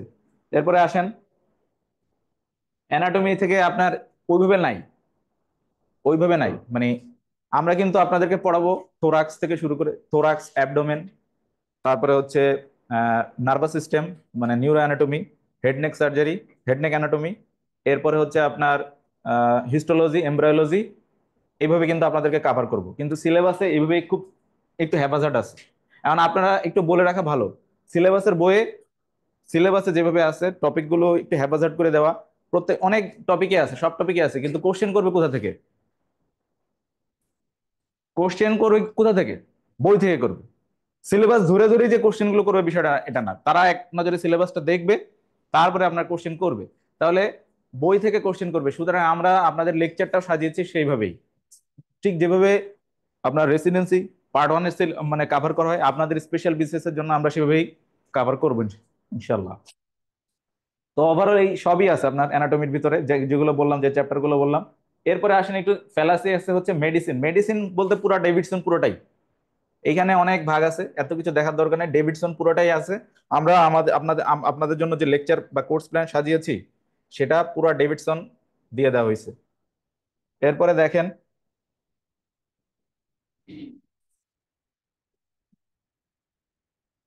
প্যাথোলজি। প্যাথোলজির মধ্যে বেসিক প্যাথোলজি এবং হচ্ছে স্পেশাল প্যাথোলজি আছে। বেসিক প্যাথোলজির মধ্যে 5টা চ্যাপ্টার। একটা হচ্ছে সেল ইনজুরি, 2 নম্বর হচ্ছে ইনফ্লামেশন, 3 নম্বর হচ্ছে কি, না, 3 নম্বর হচ্ছে হিলিং হিমোডাইনামিক্স, 4 নম্বর হচ্ছে জেনেটিক্স। জেনেটিক্সটা এই সিলেবাসে নাই, কিন্তু 39ও প্রশ্ন আসছে, 42ও প্রশ্ন আসছে। বুঝা গেল? তাহলে হিলিং হিমোডাইনামিক্স, জেনেটিক্স আর হচ্ছে নিওপ্লাজম, এইটা হচ্ছে বেসিক। আর স্পেশাল প্যাথোলজি নামে একটা চ্যাপ্টার আছে আপনাদের, স্পেশাল প্যাথোলজি, ঠিক আছে। স্পেশাল, ও এর ভিতরে কিছু টপিকও আছে প্যাথোলজির মধ্যে, মাইক্রোবায়োলজির কিছু টপিক ঢুকে গেছে, যেমন স্টেরিলাইজেশন, ঠিক আছে। তারপরে হচ্ছে ইমিউনোলজি, এরপরে হচ্ছে bacterial, common bacterial, viral, protozoal disease, সবই এর মধ্যে ইনক্লুডেড। বুঝা গেল? তো দেখেন এছাড়াও আছে স্পেশাল প্যাথোলজি। স্পেশাল প্যাথোলজির মধ্যে আছে এই যে টিউবারকুলোসিস, নিউমোনিয়া, কার্সিনোমা, সবই হচ্ছে আপনার এইগুলো। স্পেশাল প্যাথোলজি বলতে আপনারা কি বুঝেন? স্পেশাল প্যাথোলজি, সিস্টেমিক প্যাথোলজি, সেগুলো কি? রবিন্স প্যাথোলজির যে সেকেন্ড পোর্শন যে বইটা, সেই বই কি আলোচনা করছে? মূলত টিউমার রিলেটেড আলোচনা করছে। অ্যাকচুয়ালি ওটা কিন্তু সার্জারির পোর্শন, বুঝা গেল? কিন্তু এইখানে যে স্পেশাল প্যাথোলজি, সেই প্যাথোলজি বলতে কিন্তু মেডিসিন রিলেটেড কথাবার্তা আছে। সুতরাং আমরা যেভাবে যেভাবে সিলেবাসটা দিচ্ছে সেভাবে আলোচনা করব, বুঝতে পারছেন? এরপরে আসেন, আমরা আপনাদের জন্য যে ব্যাচগুলো আনছি, আপনারা জানেন এখানে মর্নিং এবং ইভিনিং ব্যাচ আছে। যে যে ব্যাচের জন্য আপনাদের সুবিধা হয় তাদের জন্য আমরা রাখছি মর্নিং অ্যান্ড ইভিনিং ব্যাচ। তার ভিতরে অনলাইন আছে, অফলাইন আছে এবং প্রিমিয়াম রেকর্ড ব্যাচ আছে। প্রিমিয়াম রেকর্ডটা আলাদা, online batch, offline batch. Online batch এবং অফলাইন ব্যাচ এবং হচ্ছে প্রিমিয়াম, মানে প্রিমিয়াম রেকর্ড ব্যাচ এবং হচ্ছে আপনার হচ্ছে লাইভ যে ব্যাচটা, অনলাইন লাইভ ব্যাচ, এটার মধ্যে একটু পার্থক্য একটু আপনার জেনে রাখা ভালো। ধরেন একই সাথে আমরা দুই ব্যাচে কিন্তু রেকর্ড প্রোভাইড করব। Online batch, online premium record batch, আরেকটা হচ্ছে অনলাইন লাইভ ব্যাচ। পার্থক্য কি? পার্থক্য হচ্ছে প্রিমিয়াম রেকর্ড ব্যাচের যে রেকর্ড কোয়ালিটিটা এটা একটু প্রিমিয়াম কোয়ালিটির হবে, এখানে অন্য কোনো সাউন্ড থাকবে না, সম্পূর্ণ রেকর্ড রেকর্ড করে আমরা প্রোভাইড করব, ঠিক আছে? আর লাইভ ব্যাচে আপনারা রেকর্ড পাবেন, কিন্তু এই যে যেভাবে ক্লাস নিচ্ছে সেটা রেকর্ড ভার্সন পাবেন, বুঝতে পারছেন? পাশাপাশি এইখানে প্রিমিয়াম রেকর্ড ব্যাচে ক্লাস সংখ্যা বেশি থাকবে, 120-এর মতো ক্লাস থাকবে। অন্যদিকে লাইভ ব্যাচে ক্লাস থাকবে 60। এখন আপনার সুবিধা হচ্ছে এই ব্যাচে কি আপনারা ডিরেক্ট ইন্টারাকশনটা হচ্ছে লাইভ ব্যাচে, প্রিমিয়াম রেকর্ড ব্যাচে সেই ডিরেক্ট ইন্টারাকশনটা হবে না। বাকি সব সুবিধা সেম। এখন দেখেন আমাদের যে মর্নিং এবং ইভিনিং ব্যাচের, যে মর্নিং ইভিনিং ব্যাচের অফলাইন এবং অনলাইন লাইভ ব্যাচের যে আমরা টোটাল ক্লাস রাখছি হচ্ছে 60 প্লাস। তার ভিতরে জেনারেল পার্টের ক্লাস হচ্ছে 33 প্লাস, মেডিকেল পার্টের ক্লাস হচ্ছে 30। ঠিক আছে, ক্লাস টেস্ট নেওয়া হবে 60 প্লাস, রিভিউ এক্সাম নিব আমরা, স্পেশাল সেশন নিব, অনেকগুলো স্পেশাল সেশন নিব, সাবজেক্ট ফাইনাল এবং মডেল টেস্ট সবই নেওয়া হবে। এখন আসেন জেনারেল পার্টে আমরা কিভাবে আপনাদের জন্য প্রোভাইড করব সার্ভিসটা। বাংলার জন্য আমরা ক্লাস রাখছি টোটাল 8টা। বাংলায় কি বেশিরভাগই হচ্ছে কি বাংলা গ্রামার, বাংলা গ্রামারটাই বেশি থাকবে। দুইটা থেকে তিনটা ক্লাস সম্ভবত আপনার হচ্ছে সাহিত্য থাকবে, ম্যাক্সিমামই গ্রামার। ঠিক আছে, 15 মার্কস হচ্ছে আলোচনা করছে শাহাদাত, 15 মার্কস হচ্ছে ল্যাঙ্গুয়েজ এবং হচ্ছে 5 মার্কস হচ্ছে সাহিত্য থেকে। ইংলিশের জন্য আমরা 60টা ক্লাস রাখছি, 60টা। এরপরে হচ্ছে ইন্টারন্যাশনাল, আপনার হচ্ছে বাংলাদেশ অ্যাফেয়ার্স এর মধ্যে আমরা রাখছি হচ্ছে 5 মার্ক, 5টা ক্লাস রাখছি, 5টা। এরপর হচ্ছে ইন্টারন্যাশনাল অ্যাফেয়ার্স এর মধ্যে রাখছি 4টা ক্লাস। ম্যাথ ম্যাথ এবং মেন্টাল এবিলিটি মিলে টোটাল 9টা ক্লাস, ম্যাথের মধ্যে 60টা এবং হচ্ছে মেন্টাল এবিলিটিতে 2টা। টোটাল ক্লাস হচ্ছে জেনারেল পার্টে আমাদের 33টা ক্লাস হইতে পারে, আরো হয়তো রিভিউ ক্লাস লাগলে আমরা রিভিউ ক্লাস প্রোভাইড করব। এটা কাদের কথা বলতেছি? যারা হচ্ছে অফলাইন অনলাইন ব্যাচ, প্রিমিয়াম রেকর্ডের কথা কিন্তু না বলা হচ্ছে না এখানে। এখন যারা জেনারেল পার্টে শুধু ভর্তি হয়েছেন, শুধু জেনারেল পার্টে, তারা কি করবেন? তারা এই সার্ভিসগুলো পাবেন, এর সাথে কি পাবেন? স্পেশাল সেশন গুলো পাবেন, স্পেশাল মডেল টেস্ট গুলো পাবেন, সাবজেক্ট ফাইনাল রিভিউ এক্সাম সবগুলোই পাবেন, বুঝা গেল? এরপরে মেডিকেল পার্টে দেখেন, মেডিকেল পার্টে অ্যানাটমিতে আমরা 60টা ক্লাস রাখছি, ফিজিওলজিতে রাখছি 60টা, প্যাথোলজি এবং মাইক্রোবায়োলজি মিলে আমরা 60টা ক্লাস রাখছি, মেডিসিনে রাখছি 9টা, টোটাল 30টা ক্লাস আপনাদের জন্য রাখা হয়েছে। হ্যাঁ, এরপরে আসেন যারা প্রিমিয়াম রেকর্ড ব্যাচে ভর্তি হবেন, প্রিমিয়াম রেকর্ড ব্যাচ, তাদের জন্য টোটাল ক্লাস রাখা হয়েছে 120 প্লাস। ঠিক আছে, জেনারেল পার্টের জন্য আমরা বেশি ক্লাস এখানে রাখবো 85 প্লাস। এগুলো খুব ছোট ছোট করে নেওয়া হবে, এখনই মানে একদম প্রিমিয়াম কোয়ালিটির রেকর্ড, এখনো সম্প্রতি রেকর্ড নেওয়া হচ্ছে সেগুলো। ঠিক আছে, এগুলো আমরা দিব। আপনারা যে কোনো ব্যাচে ভর্তি হতে পারেন, সব সব ব্যাচের সব সুবিধা সেম। ঠিক আছে, এখন আপনার জন্য যেটা সুবিধা, এই প্রিমিয়াম রেকর্ড ব্যাচটা কাদের জন্য? যারা অফলাইন ব্যাচ বা হচ্ছে আপনার লাইভ ক্লাস করতে পারবেন না, বা ঢাকার বাইরে থাকেন, সময় নিয়ে ক্লাস করতে হবে, আপনার হচ্ছে অনেক ট্রেনিং করেন বা জব করেন, তাদেরকে সময় নিয়ে ক্লাস করতে হবে, তাদের জন্য প্রিমিয়াম রেকর্ড ব্যাচ। দেখেন মেডিকেল পার্টে এইখানে আমরা 85 প্লাস রাখছি হচ্ছে জেনারেল পার্টের জন্য, মেডিকেল পার্টের জন্য 30, class test 120, review exam, special session, subject final, model test same. এরপরে আসেন জেনারেল পার্টের জন্য প্রিমিয়াম রেকর্ড ব্যাচে থাকবে হচ্ছে বাংলায় 17টা ক্লাস, ইংলিশে থাকবে হচ্ছে আপনার 14টা ক্লাস, বাংলাদেশ অ্যাফেয়ার্স এ 16 ক্লাস, তারপরে ইন্টারন্যাশনাল অ্যাফেয়ার্স এ থাকবে হচ্ছে 14টা ক্লাস, ম্যাথ মেন্টাল এবিলিটি দুইটা মিলে হচ্ছে 24টা ক্লাস, ম্যাথে 20 আর মেন্টাল এবিলিটিতে 4, টোটাল 85 ক্লাস, 85। এরপরে হচ্ছে মেডিকেল পার্টে জেনারেল ওই ব্যাচের মতো সেম 30 ক্লাস আপনার আমরা দিব। থ্যাংক ইউ, এই পর্যন্তই। এখন কিছু কথাবার্তা বলতে চাচ্ছি যে বিসিএস যদি প্রয়োজন হয়, আপনারা যারা আসছেন বিসিএস তো প্রয়োজন, তাই তো? ফখরুল ভাই কি বলছে? বিসিএস না হওয়াটা একটা ক্রাইম আসলে। যদিও আপনার আরেকটা কথা বলছিল কিন্তু, পোস্ট গ্রাজুয়েশনে চান্স পাওয়া সহজ নাকি বিসিএস এ প্রিলিতে চান্স পাওয়া সহজ, এটা আসলে ভিন্ন, বিভিন্ন জনের ক্ষেত্রে ভিন্ন। তবে আমি বলবো পোস্ট গ্রাজুয়েশনের চেয়েও এটা কোনো তুলনামূলকভাবে কঠিন। বিশেষ করে আপনি আর একটা কথা, জেনারেল বিসিএস এর তুলনায় স্পেশাল বিসিএস কিন্তু আরো কঠিন, এটা জানেন তো? জেনারেল বিসিএস এ আপনি প্রিলি টিকা মানে কিন্তু আপনার মোটামুটি ইনশাল্লাহ আপনার মানে পথ পরিষ্কার। স্পেশাল বিসিএস এ কিন্তু পথ পরিষ্কার না, অনেক জটিল পথ। তাহলে বিসিএস যাদের প্রয়োজন এখন থেকে পড়াশোনা করেন এবং হচ্ছে সময়টাকে কাজে লাগান। আরেকটা বিষয় আমি বলতে চাই, যেটা হচ্ছে বিসিএস এর একটু সবকিছু একটু হচ্ছে আপনার মানে আনসার্টেন। কখন সিলেবাস দিবে, কখন হচ্ছে আপনার প্রিলি সার্কুলার দিবে, তারপরে কখন হচ্ছে প্রিলি ডেট দিবে, তারপরে আবার প্রিলির রেজাল্ট দিবে, আবার রিটেনের ডেট দিবে, রিটেনের রেজাল্ট দিবে। একটা কনস্ট্যান্ট একটা একটা মানে প্রক্রিয়ার মধ্যে দিয়ে যেতে হয়। কিন্তু আমাদের পোস্ট গ্রাজুয়েশন গুলো কি কনস্ট্যান্ট, যেমন হচ্ছে আপনার হচ্ছে জুলাইতে পরীক্ষা হবে, জানুয়ারিতে পরীক্ষা হবে, আমরা জানি, এই জন্য ফিক্স যে 6 মাস প্রিপারেশন নিলে সহজে হয়ে যায়। কিন্তু বিসিএস এর জন্য আপনার যেটা দরকার সবচেয়ে বেশি কি, ডেডিকেশনটা সবচেয়ে বেশি প্রয়োজন। এবং যেগুলো যেগুলো বললো, প্রিভিয়াস কোশ্চেন গুলো খুব ভালো মতো সলভ করতে হবে, লেকচারটা ফলো করতে চেষ্টা করেন, ঠিক আছে? আর একটা কথা বলতে আমি ভুলে গেছি, সেটা হচ্ছে আপনারা বিসিএস এর জন্য বেশি বেশি হচ্ছে প্রিভিয়াস কোশ্চেন এবং হচ্ছে প্র্যাকটিস করতে চেষ্টা করেন, বুঝতে পারছেন? আপনার হচ্ছে লেকচার গুলো এবং হচ্ছে যে আপনার যে টপিক গুলো, এগুলো পড়ে আপনারা অবশ্যই প্রিভিয়াস কোশ্চেন গুলো বারবার সলভ করতে চেষ্টা করবেন, মডেল টেস্ট দিতে চেষ্টা করেন। এই এই পর্যন্তই। আপনাদের কোনো কিছু জানার আছে কিনা? আমরা একেবারে শেষ পর্যন্ত চলে আসছি, ইফতারের টাইম হয়ে গেছে। আমাদের ডক্টর কামরুল হাসান ভাই, কোঅর্ডিনেটর জেনেসিস বিসিএস, আপনাদের উদ্দেশ্যে সামান্য কিছু কথাবার্তা বলবেন, এরপরে এই প্রোগ্রাম শেষ হবে ইনশাল্লাহ।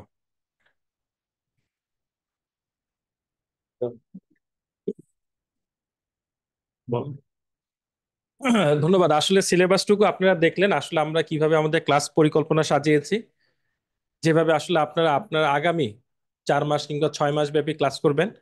আমরা একেবারে শেষ মুহূর্তে চলে এসেছি। আমরা আমরা এখন কথা শুনবো আমাদের জেনেসিস বিসিএস কেয়ারের director, coordinator doctor Kamrul Hasan ভাই থেকে। তার কথার মাধ্যমে আমরা আমাদের আজকে প্রোগ্রামের সমাপ্তি ঘোষণা করব। কামরুল ভাই। ধন্যবাদ। আসলে সমাপনী বক্তব্য যত সংক্ষেপে দেওয়া যায় ততই ভালো। তবে আপনাদের একটা বলি, প্রথমে মনে করেন বিসিএস একটা জার্নি, এটা কিন্তু সার্টেন জার্নি, মানে আপনি এই জার্নি ভ্রমণ করলে নিশ্চিত গন্তব্যে পৌঁছবেন, এই বিশ্বাস সবসময় প্রথমে রাখবেন। বুঝতে পারছেন? মানে বিসিএস জার্নি একদম 100% শিওর, আপনি পড়াশোনা করবেন, আপনার চাকরি হবেই, কিন্তু সময়টা হচ্ছে আনসার্টেন। মানে আপনার কখন সার্কুলার হবে, কখন কিভাবে করবেন, কিন্তু এই যে আনসার্টেনিটি, এবং আমরা যারা বিশেষ করে ডাক্তাররা কিন্তু সবসময় পাজেলের মধ্যে থাকি। একজন এই বলছে এই করো তাই করো, আসলে বিষয়গুলো আপনাকে নিজেকে ধারণ করতে হবে যে আমি আসলে চাকরির জন্য পড়াশোনা করছি, এটা আনসার্টেন হওয়ার কিছু নাই, কারণ এটা শিওর আপনার হবে। তাহলে যেই জিনিস শিওর হবে, এবং আপনারা এখন বলতে পারেন ভাই আপনি কিভাবে বলছেন চাকরি শিওর হবে, কারণ আমি দেখছি গত অনেকগুলো বিসিএস এ পোস্ট খালি, ডাক্তারদের পোস্ট গুলো খালি। তাহলে এই পোস্ট গুলো আপনি যদি পিলি টিকতেন, তাহলে আপনার ছাড়া আর কে হইতো? অন্য কারোর কি সুযোগ আছে ডাক্তার ছাড়া ডাক্তারদের পোস্টে আসে? তাহলে আপনারা কিন্তু সেই জিনিসটা ধরতে পারেন নাই, মানে আমাদের অধিকাংশ চিকিৎসক এই জিনিসটা বুঝতে পারে নাই যে আমাদের এই 45, 46, 47 এগুলো যে খালি যাচ্ছে, এগুলো আমরা বুঝতে পারি নাই। এখন আমরা বুঝছি কখন, যখন স্পেশালের একটা গুঞ্জন চলে এসছে। তো এখন এটা কিন্তু গুঞ্জনই, এবং ধরে নেন ডাক্তার নিবে, এটার মধ্যে কোনো ভুল নেই, ডাক্তার নিতেই হবে, কারণ ডাক্তারের পোস্ট খালি, মানে পোস্ট নতুন তৈরি হয়েছে। তার মানে এটা নিয়ে আপনার আনসার্টেনিটি ভোগার দরকার নাই যে আমার সামনে কিভাবে হবে। সিলেবাস, কথা হচ্ছে আমি প্রিপারেশনের জন্য কি করতে পারি, সিলেবাস আছে, সিলেবাস দুই রকমই আছে এখন পর্যন্ত। মেডিকেল সায়েন্সের যে সিলেবাস, এই বিগত ধরেন আমরাই পরীক্ষা দিচ্ছি 34 থেকে, তার মানে এই গত 10-12 বছরে চেঞ্জ হয় নাই, যে পরীক্ষা যে ফর্মেটেই হোক না কেন সিলেবাস একই। তার মানে আপনি যেভাবে পড়েন, নন ক্যাডার পড়েন, ক্যাডার পড়েন, অন্য যেভাবেই পড়েন, মেডিকেলে রিটেন পার্ট মানে বিসিএস এর রিটেন পার্ট পড়েন, জিনিস একই, ফরম্যাটটা ভিন্ন। এরপরে আপনি জেনারেল পার্টের সিলেবাস যে 35 সময় চালু হয়েছে, এটা কিন্তু এই সিলেবাস বাদ হয় নাই, সাবজেক্টের নাম বাদ হয়েছে, যেমন নন ক্যাডারে ম্যাথ নাই, আবার ওখানে বলছে সাধারণ জ্ঞান। সাধারণ জ্ঞান মানে কিন্তু ম্যাথ ছাড়া সব, ঠিক আছে, বাংলা ইংলিশ সবই কিন্তু সাধারণ জ্ঞানের পার্ট। দেখবেন যে এই বাংলা ইংলিশ ভর্তি পরীক্ষার সময় বাদে আর সবই হয়। তাহলে আপনাদের কাছে একটাই বলবো, আপনারা হচ্ছে মনে করবেন বিসিএস আমার সামনেই, পড়াশোনা শুরু করবেন, কখনোই মানে ডিমোটিভেটেড হবেন না। মানে আমি বললাম এটা গন্তব্য হচ্ছে আপনি কার অধীনে চাকরি করবেন, চাকরি এক জায়গায় করবেনই আপনি, হয় স্কোয়ারে করবেন, ল্যাবরেটরি করবেন, না হলে ওই পাড়ার ক্লিনিক করবেন, না হলে বাংলাদেশ সরকারের চাকরি করবেন। এটা আসলে একটা উপলব্ধির বিষয় যে আমি আসলে কি করতে চাই। এবং এইখানে আপনি অনেকেই এই জেনারেল পার্টটাকে খুব তুচ্ছ তাচ্ছিল্য করেন যে আমরা ডাক্তার থেকে কেন জেনারেল পার্টটা পড়বো, কিন্তু আপনি দেখবেন আমার সবসময় ডিলিংস জেনারেল পার্ট নেই। এই আজকে পাবলিক ডিলিংস যেটা আমরা বলি, এই ডিলিংসটা কিন্তু জেনারেল ডিলিংস, এটা কখনোই মেডিকেল ডিলিংস না। মেডিকেল ডিলিংসে কিন্তু আমাদের ডাউট কম, আমাদের যত ঝামেলা হয় রুগীর বাইরে, রুগী নিয়ে ঝামেলায় যেটা পড়ি সেটা কিন্তু অত বেশি ঝামেলা হয় না, আমরা সিনিয়রদের হেল্প পাই, আমরাও নিজেরা বই পড়ি, বা আমাদের এইটা কিন্তু ইজি। কিন্তু আমাদের পাবলিক ডিলিংস বা জেনারেল ডিলিংসে কিন্তু আমরা দুর্বল। তাই সেখানে কিন্তু এই জিনিসটা আপনাকে করতে হবে, তাই সেখানে একটু আন্তর্জাতিক, বাংলাদেশ বা ম্যাথ এগুলো কিন্তু লাগবে।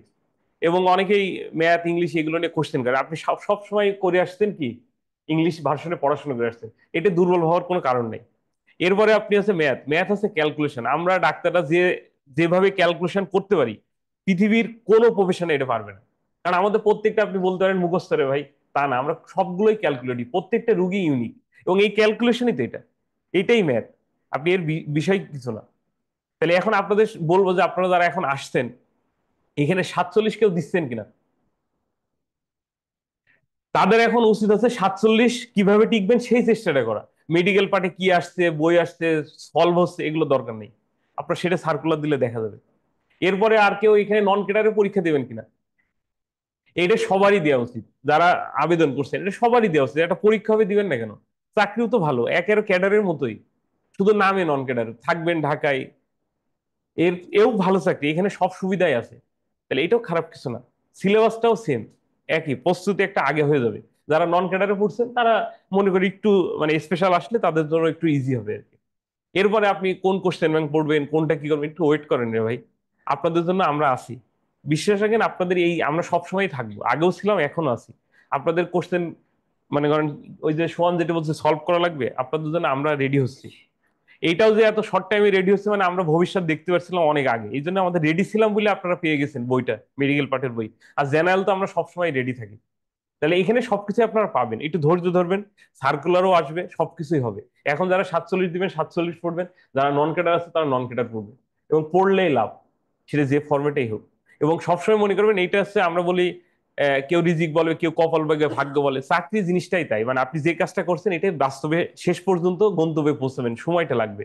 তো এখানে এই জন্য আমার হচ্ছে না, আমি পড়তে পারছি না, আমি অনেক কাজে ব্যস্ত, আমি পারিবারিক কাজে ব্যস্ত, বিভিন্ন মানুষ বিভিন্নভাবে ব্যস্ত থাকবে, মানুষ হিসেবে এটাই আমাদের কাজ, ব্যস্ত থাকা বিভিন্ন কাজ নিয়ে। তো এটা নিয়ে আপনারা কখনোই মানে মনে করবেন না যে আমার কিছুই হয় নাই, আমি পড়তে পারছি না, আমি ক্লাসটা করতে পারছি না, এরকম চিন্তা করবেন না। মানে এইসব চিন্তা আমাদেরকে দূরে সরে দেয়, মানে ফোকাস থেকে আপনি যতটুকু পারছেন একটু, মানে আমরা এখন একটা মোটো নিতে পারি যে না, আমি ঘুমানোর আগে হলো 10 মিনিট বইটা একটু খুলবো, একটু দেখবো, মোবাইল তো আছেই, মানে পড়ার জন্য ইজি। আর মোবাইলের এখন একটা ফেসবুকের পরামর্শ দিই, ফেসবুকে আপনি এখন যে গ্রুপগুলো দিবেন সেগুলো যেন হয় বিসিএস রিলেটেড থাকে, এটাই আছে আমার কথা। আপনি অন্য সময় কম দেন, কিছু সময় কাটেল করতে হবে আপনাকে, আপনি যেভাবে করেন না কেন। তাহলে এক্ষেত্রে আপনাদের আর যদি মনে করেন এখানে মানে বিসিএস রিলেটেড যে কোনো প্রবলেমে আমরা সব সময় আছি, মানে আমি আছি, সোহান আছে, আসিফ আছে, আমাদের অফিস তো আছে, ঠিক আছে। এখানে যে প্রবলেম, যে পড়া মানে ধরেন আপনি পড়তে অসুবিধা হচ্ছে, আপনার বুঝতে অসুবিধা হচ্ছে, এই ক্লাস লাগবে, আপনি বলবেন এখানে ক্লাস তো ধরেন অনেক ভার্সনে অনেক ব্যাচে চলে, আপনি অফলাইনে দেখতে পারবেন, অনলাইনে চাইলে জুম লিঙ্ক নিতে পারবেন, সুযোগ আছে। হয়তো সবকিছু অফিসিয়ালি হয় না, কিন্তু আপনাদের সুযোগ থাকবে, আপনারা এই চেষ্টাটা করে যাবেন। আর এখন সবচেয়ে যেটি ইম্পর্টেন্ট আছে, সার্কুলার নিয়ে ভাবার দরকার নেই, আপনি যেহেতু একটা জায়গায় লেগে মানে ঝাঁপাই এসছেন, এটা শুরু করেন না, দেখা যাক কি হয়। এবং আমি বিশ্বাস করি সামনে চিকিৎসক নিবে, এবং আগামী 3 বছরই নিবে, মানে এই বছরও নিবে, সামনের বছরও নিবে, তার পরের বছরও নিবে। এবং আপনি ধরে নেন আগামী 5 বছর এই যে বিসিএস এর জোয়ারটা থাকবে, যারা যখন ধরতে পারে আর কি। এই জন্য আপনার বিসিএস, আপনারা যাদের মনে করেন বিসিএস লাগবে চাকরি করবেন, তাদের বিসিএস 1 বছর গেলে কিছু হয় না। মানে অনেকেই বলবে ভাই আমার জীবনে 1 বছর নষ্ট হয়ে গেল, কোনো ট্রেনিং করতে পারলাম না, পোস্ট গ্রাজুয়েশনে চান্স পাইলাম না, এই ধরনের চিন্তাই করবেন না। আপনি চিন্তা করবেন 15 বছর পরে একজন দেখবেন, আপনি যারা বিসিএস হবে তারা সুন্দর মতো একটা প্রতিষ্ঠান পাবে, চেম্বার করা সবকিছু পাবে, আর একজন দেখবেন কনসালটেন্ট হয়ে দাঁড়ে দাঁড়িয়ে ঘুরবে। আমি দেখতে পাচ্ছি এই জিনিস, আমরা সবাই কনসালটেন্ট হবো কিন্তু চাকরি থাকবে না, অনেক জায়গায় চাকরি আপনি পাবেন না, এটা বাস্তবতা হবে। এবং অনেক জায়গাতে হুটহাট করে চাকরি থেকে স্যাক করবে, বাস্তবতা, কারণ কোয়ালিটি মানুষ লাগবে, আমার প্রোডাক্ট আপনি সেল দিতে পারবেন না। এই জন্য আপনি যতটাই মনে করেন যে পোস্ট গ্রাজুয়েশনে সবাই খুব ভালো করবে, বিষয়টা তা না। আবার 10-12 বছর পর দেখবেন সবার অবস্থান প্রায় কাছাকাছি। এই জন্য এখন আপনার 6 মাস ট্রেনিং লস গেল, 6 মাস বিসিএস লস গেল, এগুলো নিয়ে চিন্তা করার কিছু নেই। মানে আমাদেরও ধরেন, আমরাও তো দেখতেছি, ধরেন আমি হচ্ছে বিসিএস মানুষ, বিসিএস ফার্স্ট ইয়ারের লোক, কারণ আমার কাছে মনে হলো যে আমি কোথাও চাকরি করতে পারবো না, এই জন্য আমি বিসিএস করছি সবার আগে। কারণ চাকরি করতে গেলে গ্যাঞ্জাম হয়, মানুষের সাথে কথা কাটাকাটি হয়, ওদের চাহিদা আমরা মিটাতে পারি না, সে সব জায়গায়। ঢাকায়ও করছি, পেরিফেরিতে গেছি, দুই জায়গায় সেম, কাউকে আমরা সন্তুষ্ট করতে পারি না। আমরা কিন্তু যথেষ্ট পরিশ্রম করি, আমরা বিশ্বাস করি আমাদের ডাক্তাররা সবাই যে বেতন পায় তার চেয়ে অতিরিক্ত সার্ভিস দেয়, সে যে ফর্মেটেই বলেন না কেন, সরকারি বেসরকারি, তারপরও আমরা কাউকে সন্তুষ্ট করতে পারি না। তো এই জন্য সন্তুষ্ট করতে পারবো না, এই জন্য আমরা ওই চাকরি করলে অন্তত নিজের একটা স্বাধীনতা থাকে সরকারি চাকরিতে। তো এই জন্য সবাইকে, এই যে কষ্ট করে আসছেন, কষ্ট করে শুনছেন, এবং সামনে আপনারা কন্টিনিউ করবেন। আমাদের আরেকটা প্রবলেম হচ্ছে আমরা ডিসকন্টিনিউ করি, একদম আমাদের 10% মানুষই থাকে রেগুলার, আর 90% মানুষ কবে রেগুলার হবে আল্লাহ ভালো জানে। তা আমাদের বলবো এখন 50% বা আপনি চেষ্টা করবেন যাতে কোনো সময় মিস না যায়। মানে আমাদের এটা প্রবলেম, মানে আমরা বিসিএস রিলেটেড যখনই পড়তে আসি এই প্রবলেমে পড়ি। তারপরে এই কাজটা করবেন না, যারা জেনারেল বোথ পার্টে আছেন তাদের জন্য জেনারেল প্রস্তুতি প্রথমে শুরু হবে, মেডিকেল যারা শুধু মেডিকেল আছেন তাদেরও মেডিকেল পার্ট শুরু হবে, হয়তো ধীরে ধীরে সবগুলো একসাথে হবে। আর কোশ্চেন সলভ বা অন্য সবকিছু আস্তে আস্তে শুরু করেন। এখন শুধু বেসিকটা পড়ার চেষ্টা করেন, অন্য বেশি কিছু দেখার দরকার নেই। শুধু একটু 39 আর 42 কোশ্চেনটা পড়তে পারেন, যেটা বইয়ের আমাদের দেখতে পারেন, যারা ইয়ে করেন মানে মেডিকেল পার্ট পড়বেন। আর অন্যরা যারা পড়বে শুধু জেনারেল পার্ট দেখেন, শুধু বিসিএস এর কোশ্চেনটা দেখবেন, অন্য কোনো কোশ্চেন এখন দেখার দরকার নেই, ধীরে ধীরে শুরু করেন। তো ধন্যবাদ সকলকে, আপনারা যে কষ্ট করে আসতেন, আমাদের এই দীর্ঘ বক্তব্য শুনলেন, এই জন্য আপনাদের সামনের পথ চলাই জেনেসিস বিশেষ করে শুভকামনা, এবং রমজানে সবাই সবার জন্য দোয়া করবেন। আল্লাহ কার দোয়া কার কখন কবুল করবে ঠিক নাই। এবং সকলকে ধন্যবাদ দিয়ে আমাদের বিসিএস কেয়ারের পক্ষ থেকে আজকের এই প্রোগ্রাম সমাপ্তি ঘোষণা করছি। আসসালামু আলাইকুম। চলো নামাজ পড়ি।